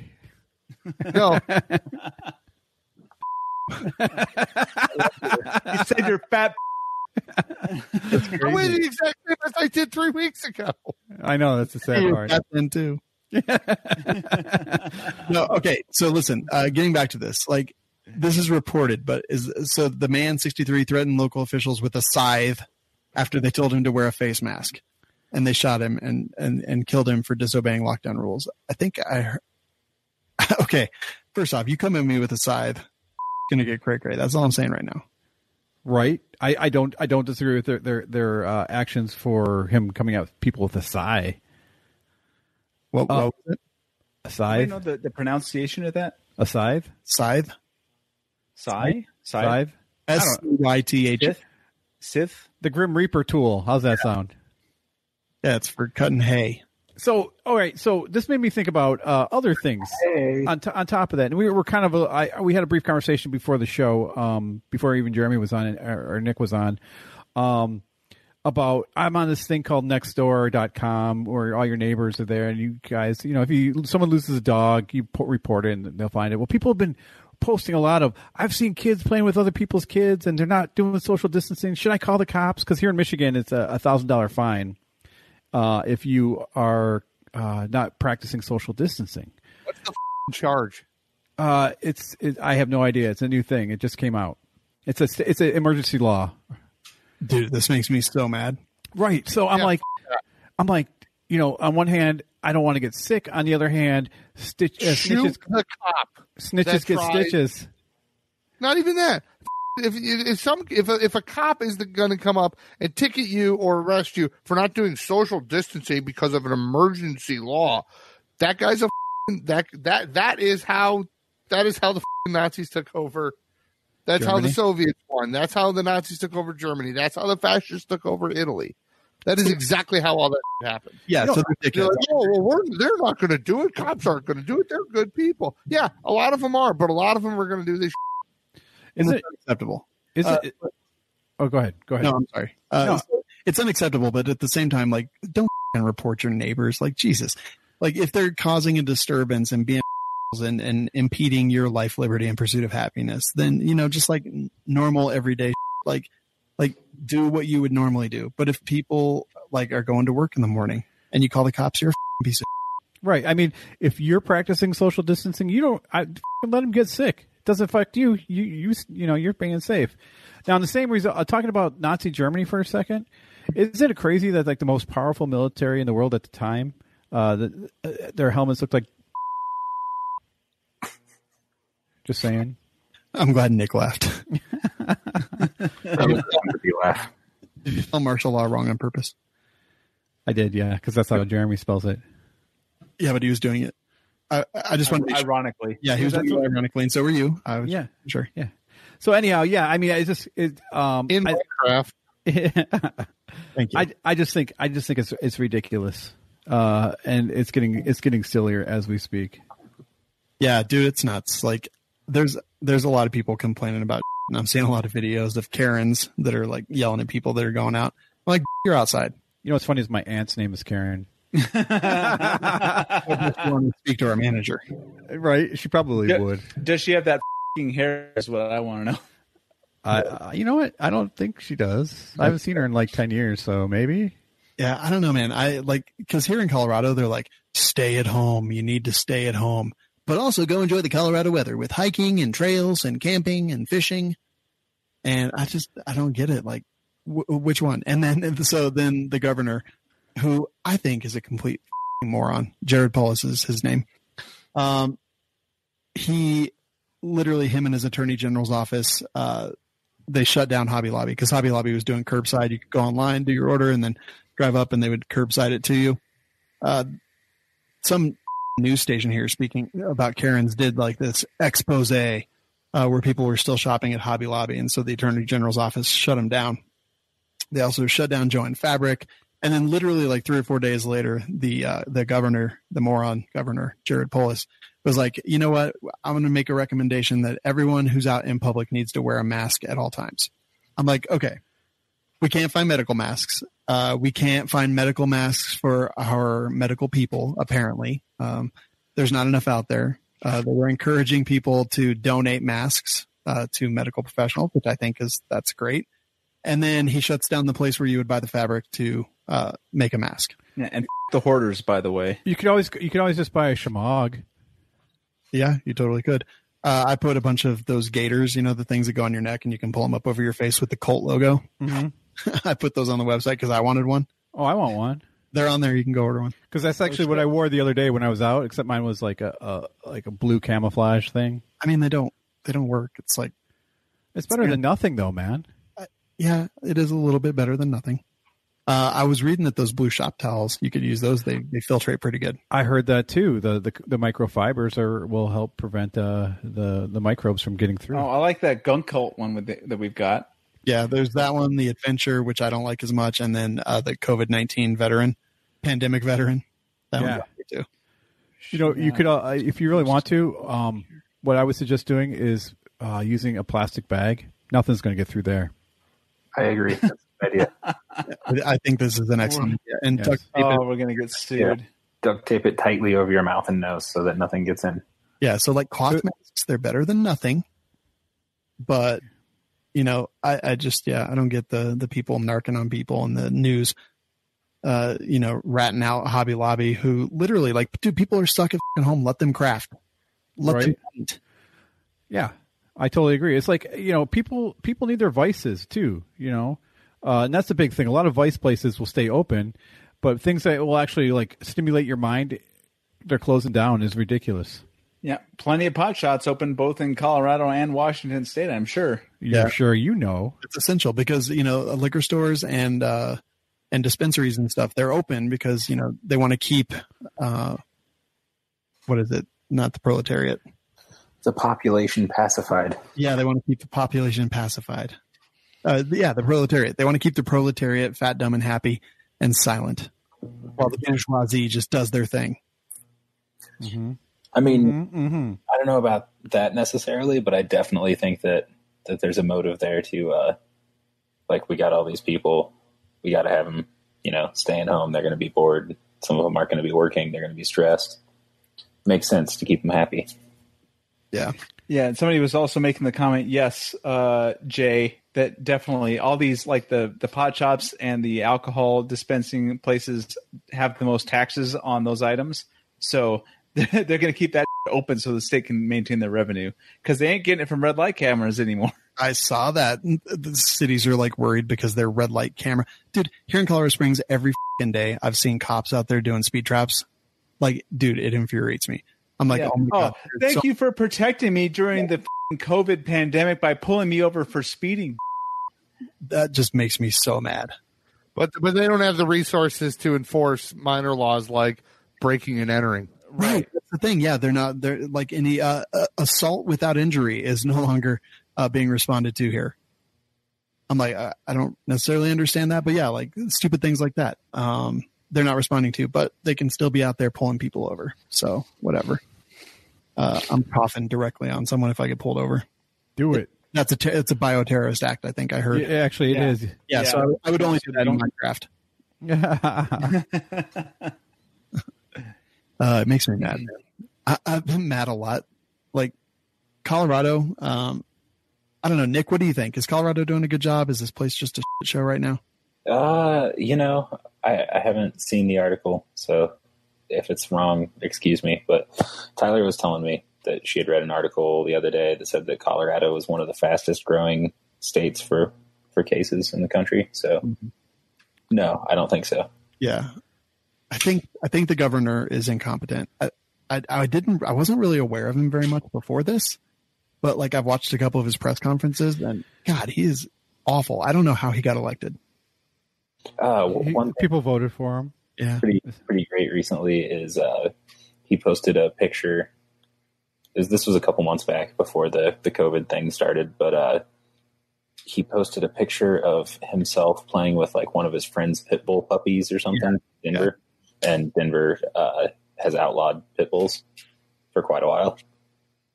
And the mayor of Denver said something, and so the governor's, slapback or whatever they call it, was to pose with a pit bull puppy. I think it was clapback. Clapback, thank you. Uh-huh.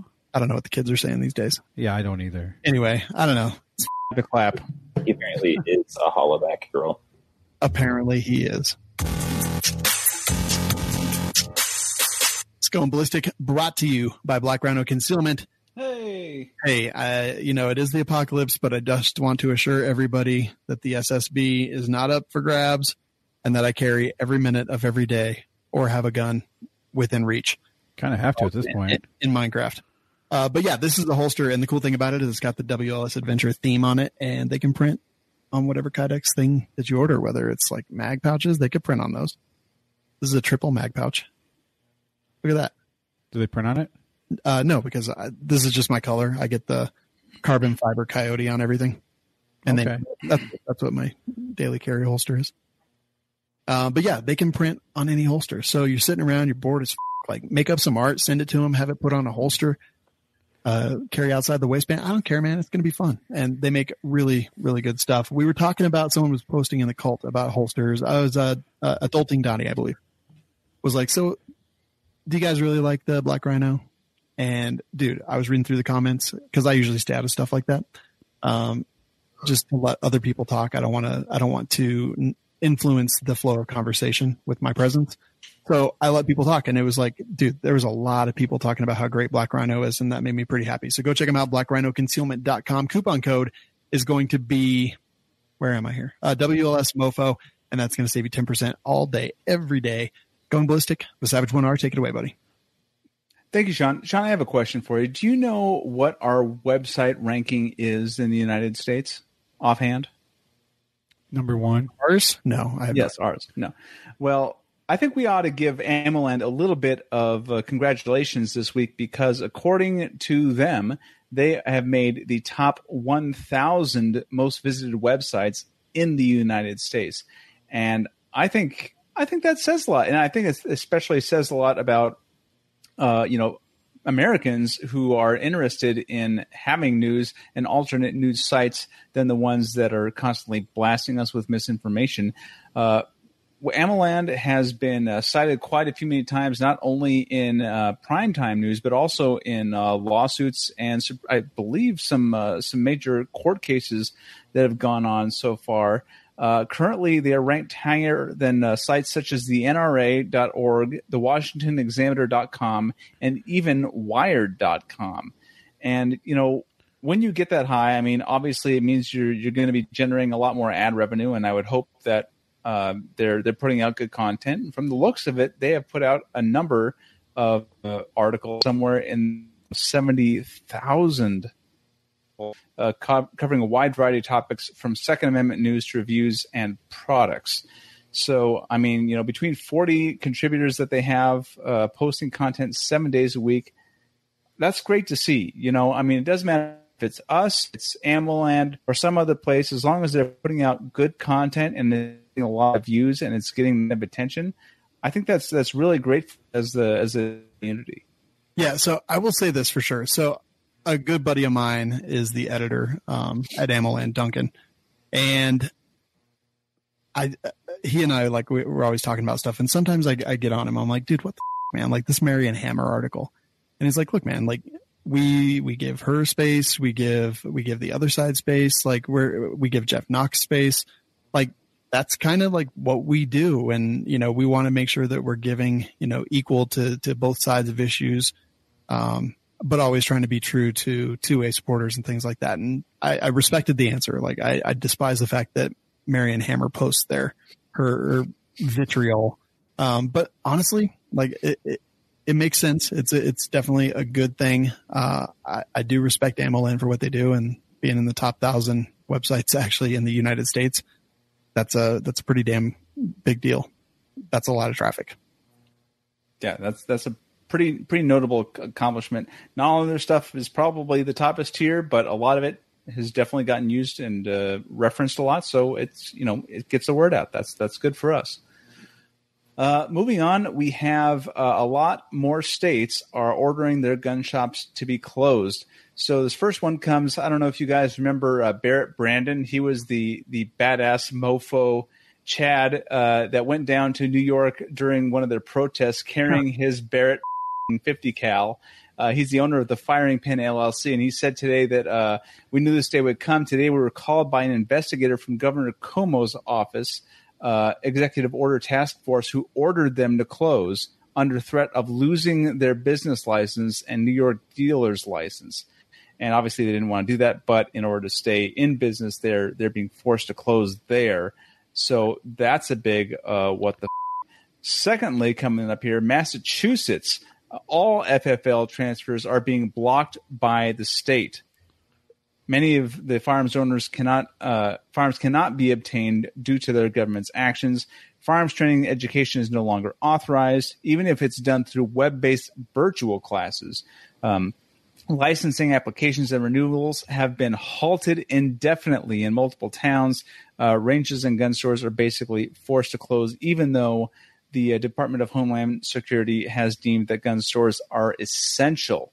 And we're seeing lawsuits coming out of that, especially in California. Also, if you are in one of these states, please contact the Firearms Policy Coalition, because I believe that they are the ones that are starting to file all these lawsuits on behalf of the plaintiffs against these states who are definitely violating the law. And I think I know what the argument is going to be here.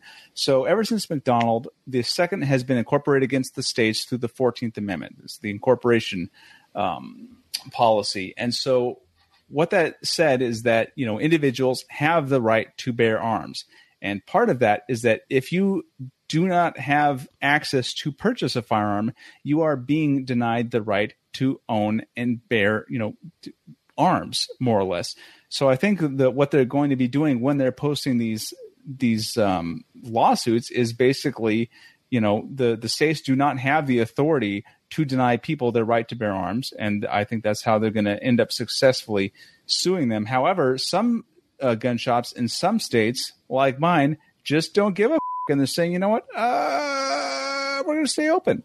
So Tiffany Teasdale, owner of Linwood Gun and Ammunition over on the west coast of Washington State, said that they were originally caught off guard by the order of Governor Jay Inslee to shut down gun businesses.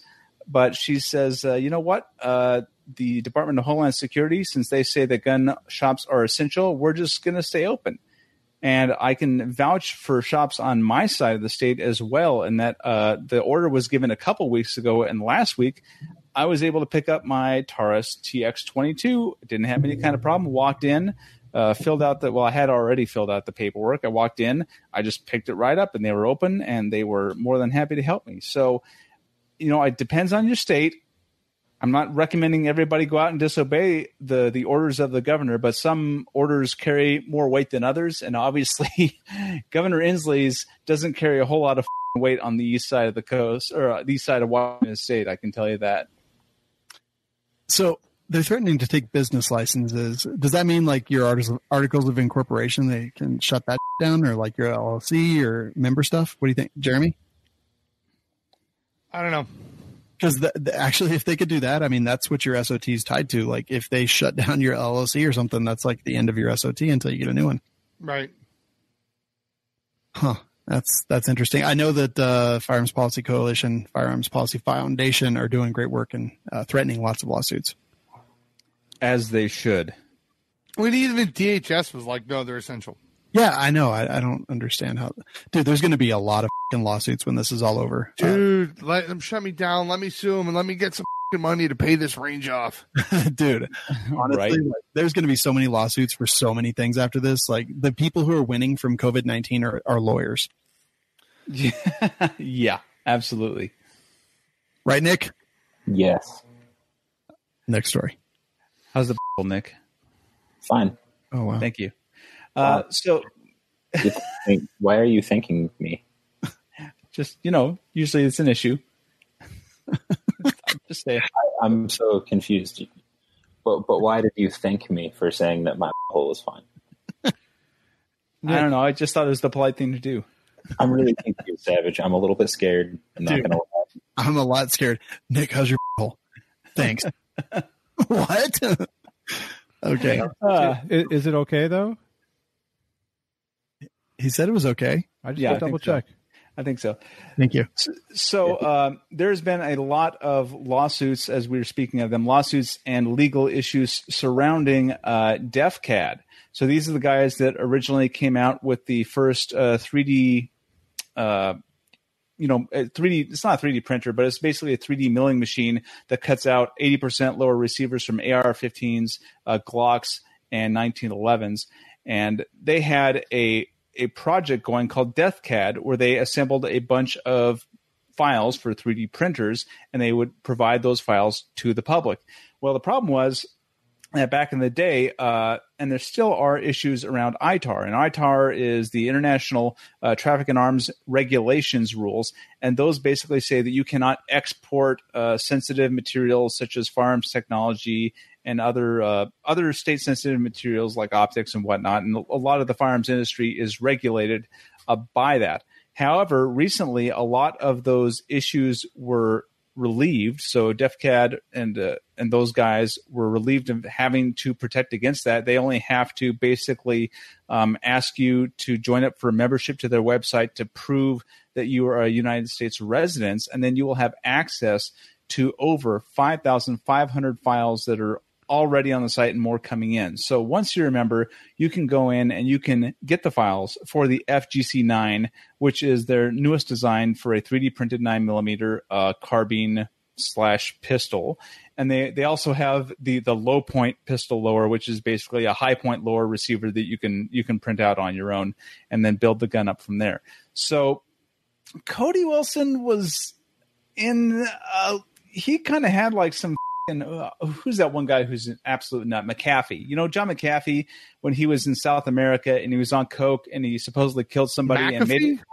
Yeah. Or McAfee, whatever. And he made his way up to the United States and he used like a body double and all that kind of crazy shit. So Cody Wilson had a run-in with somebody who was under the age, and it was a sexual situation. Okay, hold on one second. What it was is he was on a website called Sugar Daddies or Sugar Babies or something like that. And the girls that were on that website were looking for sugar daddies. And they asserted when they signed up as a term of service that they were of legal age. Yes. And he went and was a sugar daddy for this sugar baby, and she was underage. And it's like a whole load of horse. I mean, say what you will about him being on a sugar daddy website. But like, I mean, let's keep it real. Like, and then he ran off to another foreign country to avoid getting picked up. Let's not forget that either. He went to a non-extradition country where he got extradited. Yeah. Whoops. Yeah.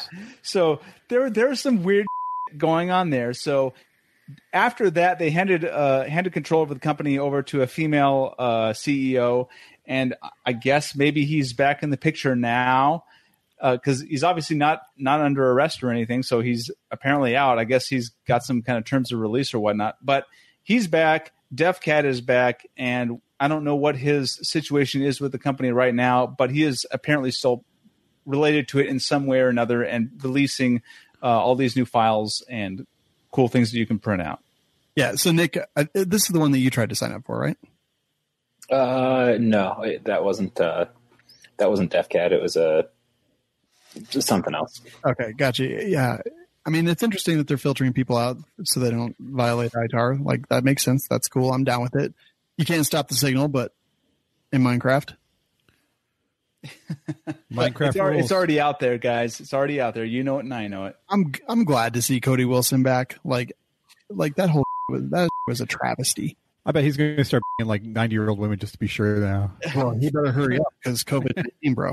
It was a trap from the start. It was, and not that kind of trap. No. We don't know. We don't know. Let's not judge. Yeah, Defense Distributed, I think was the original, but this platform is called DEFCAD. Yeah, the platform is DEFCAD.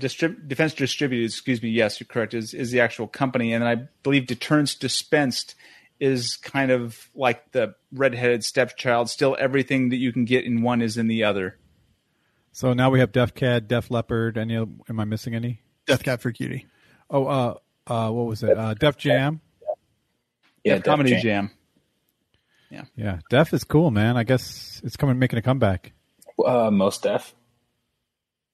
Definitely. Oh, yeah, I guess. Biggie killed Tupac. sorry. Tupac revenge killed Biggie from the grave because he's still alive. Okay, there. That's fair. That's actually fair. Hey, Shawn. Yo. Sure, a tiger got COVID-19 now? I did hear that. What? It was from like USA Today or something. Yeah. What? It's jumping species, yeah. First of all, how'd someone get that close to a tiger? First of all, yeah. Like, I want to know who gave it there. And I want to know, like, so people are waiting 3 weeks for tests, 3 days for tests, but a tiger in the Bronx Zoo is getting tested immediately. Right? It was Carol Baskin. She gave it to him. That Well, like we can get a lot of viruses from other species. It just doesn't affect us. Yeah, like COVID-19. Until it mutates and does. But swine flu, bird flu, like all that came from pigs or birds, and you could get the virus, but it just couldn't attack your body because it didn't have that ability. So it could test positive for COVID-19, but it doesn't mean it's affected by it. So it's kind of a stupid story. Well, I mean, I didn't read the story. I just saw the headline. But, I mean, maybe the tiger is affected by COVID-19. That's the part that I'm curious about. Like, Curious? Shut up. Is the tiger affected? Like, why did they test a tiger for COVID-19? They were just like, you know what? Simba is really just not looking great. Simba was a lion. You got the China virus. China. You love saying China virus. We all call it COVID-19. You call it China virus. China. Because it came from China. Yeah, but it's called COVID-19 or Corona, not China. Or the China virus. Now, you two are the only two that say China virus that I know in the entire world. So, had a customer come by who's a longtime friend of mine, and we were talking, and he is very freedom oriented, libertarian oriented, but I'd say he sways a little bit more left leaning politically than I do. And he was like, yeah, I was talking to my wife, and dude, like, China's got to pay for this. Like, their lies, the nonsense, their wet markets, like China, the whole world needs to go after China. We could crush them in a month and don't have to fire a single round. Just stop trading with them. Okay, but I need patches. So that's fine. But get them from Taiwan. Get them from Taiwan. Get them from Sri Lanka. Get them from Vietnam. Sorry, you don't understand. China makes patches. What's that? China makes patches. That's who makes patches. I'm aware of that. Okay. But like when I was a little kid, baseball cap said made in Sri Lanka, made in Taiwan, made in it was never China.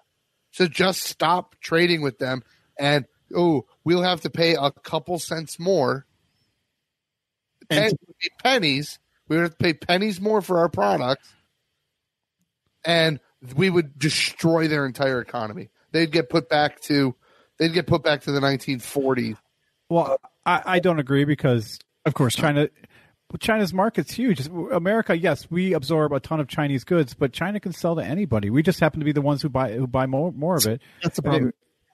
And if we stop buying it, they're just going to sell it to other countries. You say that, but if we're the ones buying the most of it, who's to say that somebody else can pick up the slack? They don't have the GDP or the economy that we do. Right, but I mean, not a single country does, but many other countries can. Okay, but who wants to deal with China if they don't have to? Especially after all this. and how much needs to be sent back, or lead paint on fucking children's toys. Like, there's fucking problems of dealing with China. Yeah. So, and I'm not saying the U.S. I'm saying like the whole world. Like China has The U.S. Oh, they owe U.S. debt. Stop paying them. What are they going to do? Okay. So here's the thing. Like, I have no problem with Chinese people. Like the people there, I'm talking. I love the food. When I say this stuff, I'm like, dude, the Chinese government, like they have the entire earth with this, with their lies, with their misreporting, with their misrepresenting. And Washington Post today even said that there might be something to the fact that this came from that Wuhan level 4 laboratory. Like maybe there's something to the fact that this leaked out on accident and didn't come from a bat. They didn't say it in so many words, but man, it was a very interesting way they phrased it, because they were talking about some other dude who they had really on previously. And then there was like, so maybe there's something to this. Like whether there is, whether there isn't, their response, their lies, their propaganda, it the entire earth. It did. All the countries. But what are you going to do? There's nothing you can do. I literally just told you what you could do. Yeah, I mean, there is stuff. And I explained why it wouldn't work. And if we didn't pay, we didn't pay the debt, then the U.S. credit rating would be in the world economy, and that wouldn't be good for us lending or borrowing money. Yeah, well, I think that the every country, the earth as a whole, needs to hold China responsible. I don't know what that means. It's way above my intelligence level, to be perfectly honest. Hang on, I want to address Mike Jen King. I'm not on China's payroll. I'm just using common sense here, man. No, you think that doing stuff would be hard, so we probably just shouldn't do it. No, that's not what I'm saying at all. I'm just saying there's nothing that we can do. No, there's always something we can. What can we do? Can we put 25% tariffs on all their stuff? That's what we're doing already. I mean, we could stop importing their stuff. Other countries are going to pick up the slack. China's not going to be hurt because of it. No, they're not. There is no other. The European Union could not buy enough Chinese products to compare with the U.S. The European Union is not the only countries out there. There's India, there's Africa. India's doing all the same. We could switch everything over to India, and then we make India. Listen, we do that. We make India a rich country, and then they start buying Chinese goods because they have all the surplus cash running around now. And China's back to square one, and it takes 30 years to do. Wait, Savage, is this all like hate crimes that you're going to catalog and publish? I'm typing it up right now. Okay, good. I'm writing it down in my notebook. Yeah, I mean, I don't know what the answer is, but I will say that the world at large needs to hold China responsible for this. Because I'll tell you what, if we don't, Aaron, like if we don't do, I'm not saying. Listen, before you start addressing me with this statement, I agree with you. I think we should hold them accountable. I just haven't found a solution yet that would work to benefit the world that China could recover from, in a sense of, okay, it's a slap on the wrist. They don't know. We would have to divest our investments in China in regarding to manufacturing. Listen, we're all stupid to know what to do here. I'm just saying that the world at large, smarter people than us, need to figure out some way to hold them accountable, because if we don't, what is COVID-20? What is like the next swine flu? Like, these are the things that I'm thinking about. Like, we have to figure out a way, and I don't want to hear that there is no way. Like, there's got to be some way, and I don't know what it's going to be. But smart people need to figure out a way to hold them accountable and to make sure that they don't get away with this dumb, because they're going to keep doing it until the whole world goes. Mm-hmm. I agree. Let's see. We just burn China down. Okay. Roden, he said, Shawn, that's where you're wrong. Where am I wrong? I'm looking. He says, hell yeah, Nick. He said, I like hit him up. Where am I wrong? We are the smart people. We're not. Like, not this group. No. We are more intelligent than some people, but we are not the smart people that are going to figure these problems out. And in previous comments, COVID does not stand for Chinese-oriented virus. It stands for the CO stands for corona, the VI stands for virus, and the D stands for disease. Right. That is correct. I'm going to start calling this the celestial virus. I'm okay with that. No, I'm going to call it China then. No. I want because the more racist you get, the more it seems appropriate for people to call it other than COVID. The Chinese government needs to be held responsible for the China virus. China. China. Back in the 60s, there was the Hong Kong flu. I'm just saying. Yes. All right, that'll do. All right, so Manticore Arms, you know them, you love them. We've been talking about them for years. I see that they're restocking quite a bunch of stuff kind of constantly, and I really suggest you go check them out. Lots of AK stuff, lots of Tavor stuff, lots of AR stuff. The Nightbreak is one of my favorite things ever, and their handguards are baller. So go check them out, see if they're in stock. ManticoreArms.com. Coupon code is WLS10. Saves you 10% off all day, every day. Geez, Mike and Jinking says, where did Ebola come from? Africa. Firejet Forge, German flu, Spanish flu. But again, those were all times when we were, less culturally sensitive. Yeah, we don't call it the African flu when you start bleeding out your eyes, nose, and all orifices. We call it Ebola. Because it's not a flu. Oh, it's a completely different viral thing. Okay, we don't call it the African virus.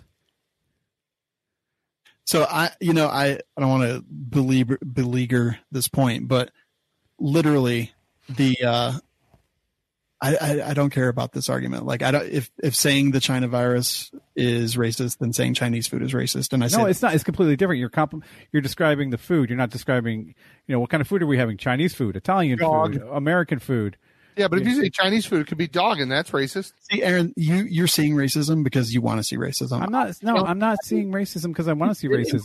Jesus Christ. What's that? I'm trying to say, I don't call it the China virus because I'm oh, this is Chinese people and them. I'm saying China virus because it originated in China, and mainly I'm saying it because I know it annoys you. But I totally disagree. It is a virus from China, and they're but it is the COVID virus. Or the interruptions again. China and the government must be held accountable for what they've done to the earth and the world and the people.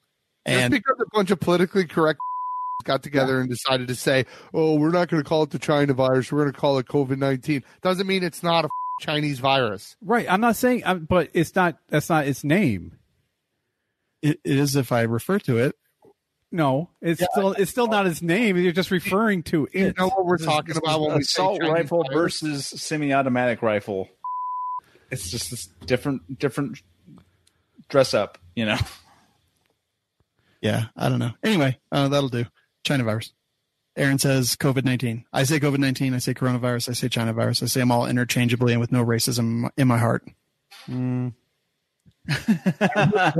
really don't. It is a virus from China. They are responsible for it. They're responsible for its origination and their lies that allowed it to perpetrate the rest of the world. Okay, then refer to it as the Chinese virus. I will refer to it however I want to, and I don't really care what your opinion is. But you're just being racist. That's fine. That's fine. Just be racist, dude. That's fine. I'm not being racist. You are, though. Everyone's racist. Everyone's racist, dude. Everyone's a little bit racist. It's okay. Love WLS is the place you can go. You can support the show. 4 things you can do there. Wait. Whoa. We haven't read the Jeremy hasn't had his section yet. Oh, yeah. I'm so annoyed. Dude, I don't even play the I'll just read the piece of do it. Mr. Jeff 9mm, 5 stars. Hey, guys, love your show, and I always listen to work. I'm a gun guy, and there's no better podcast out there for gun guys. Thank you for what you do. Thunk.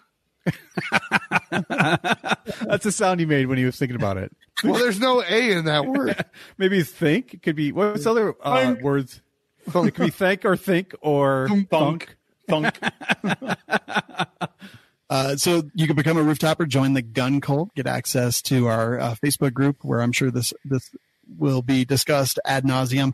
You get access to the Unbleeped podcast, which a lot of people like and enjoy. And that grows all the time, honestly. And you can find our sponsors, links to their coupon codes, links to the websites, coupon codes, things like that, as well as buy WLS swag, like this hat. Wow. Nick, are you wearing WLS swag? No, I'm not. My mom said a little bit tense tonight.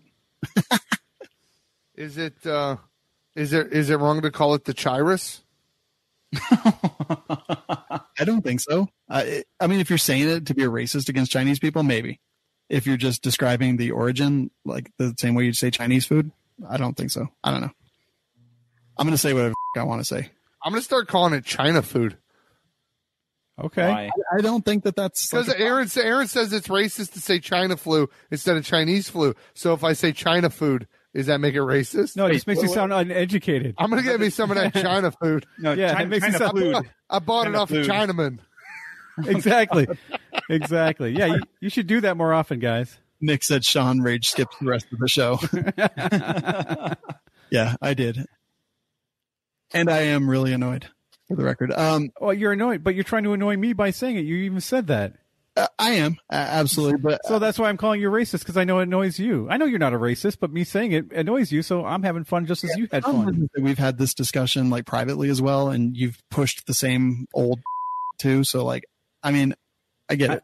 I know, but you're trying to annoy me, so I'm just doing it back at you. How much fun is it? It's not much fun, is it? So we're here live. Join the gun-related advocacy group, Firearms Policy Coalition, Gunners of America, Second Amendment Foundation.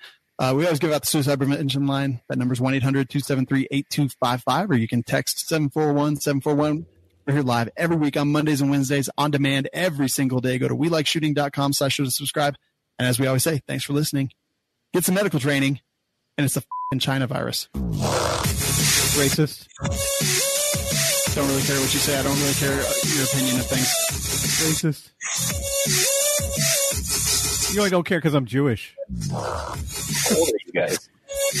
I don't care. You're uninformed. Oh, I'm informed. I still like the Kung Flu. I do too. I think that's funny. Or the Kung Pao chicken, sweet and spicy sour flu.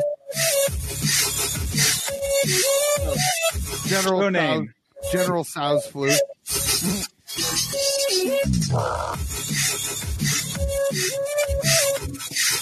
What do we got for a show name? There's actually no General Tao. He wasn't a real person. They just named it that.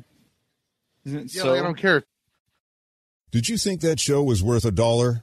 Help the cast by visiting lovewls.com.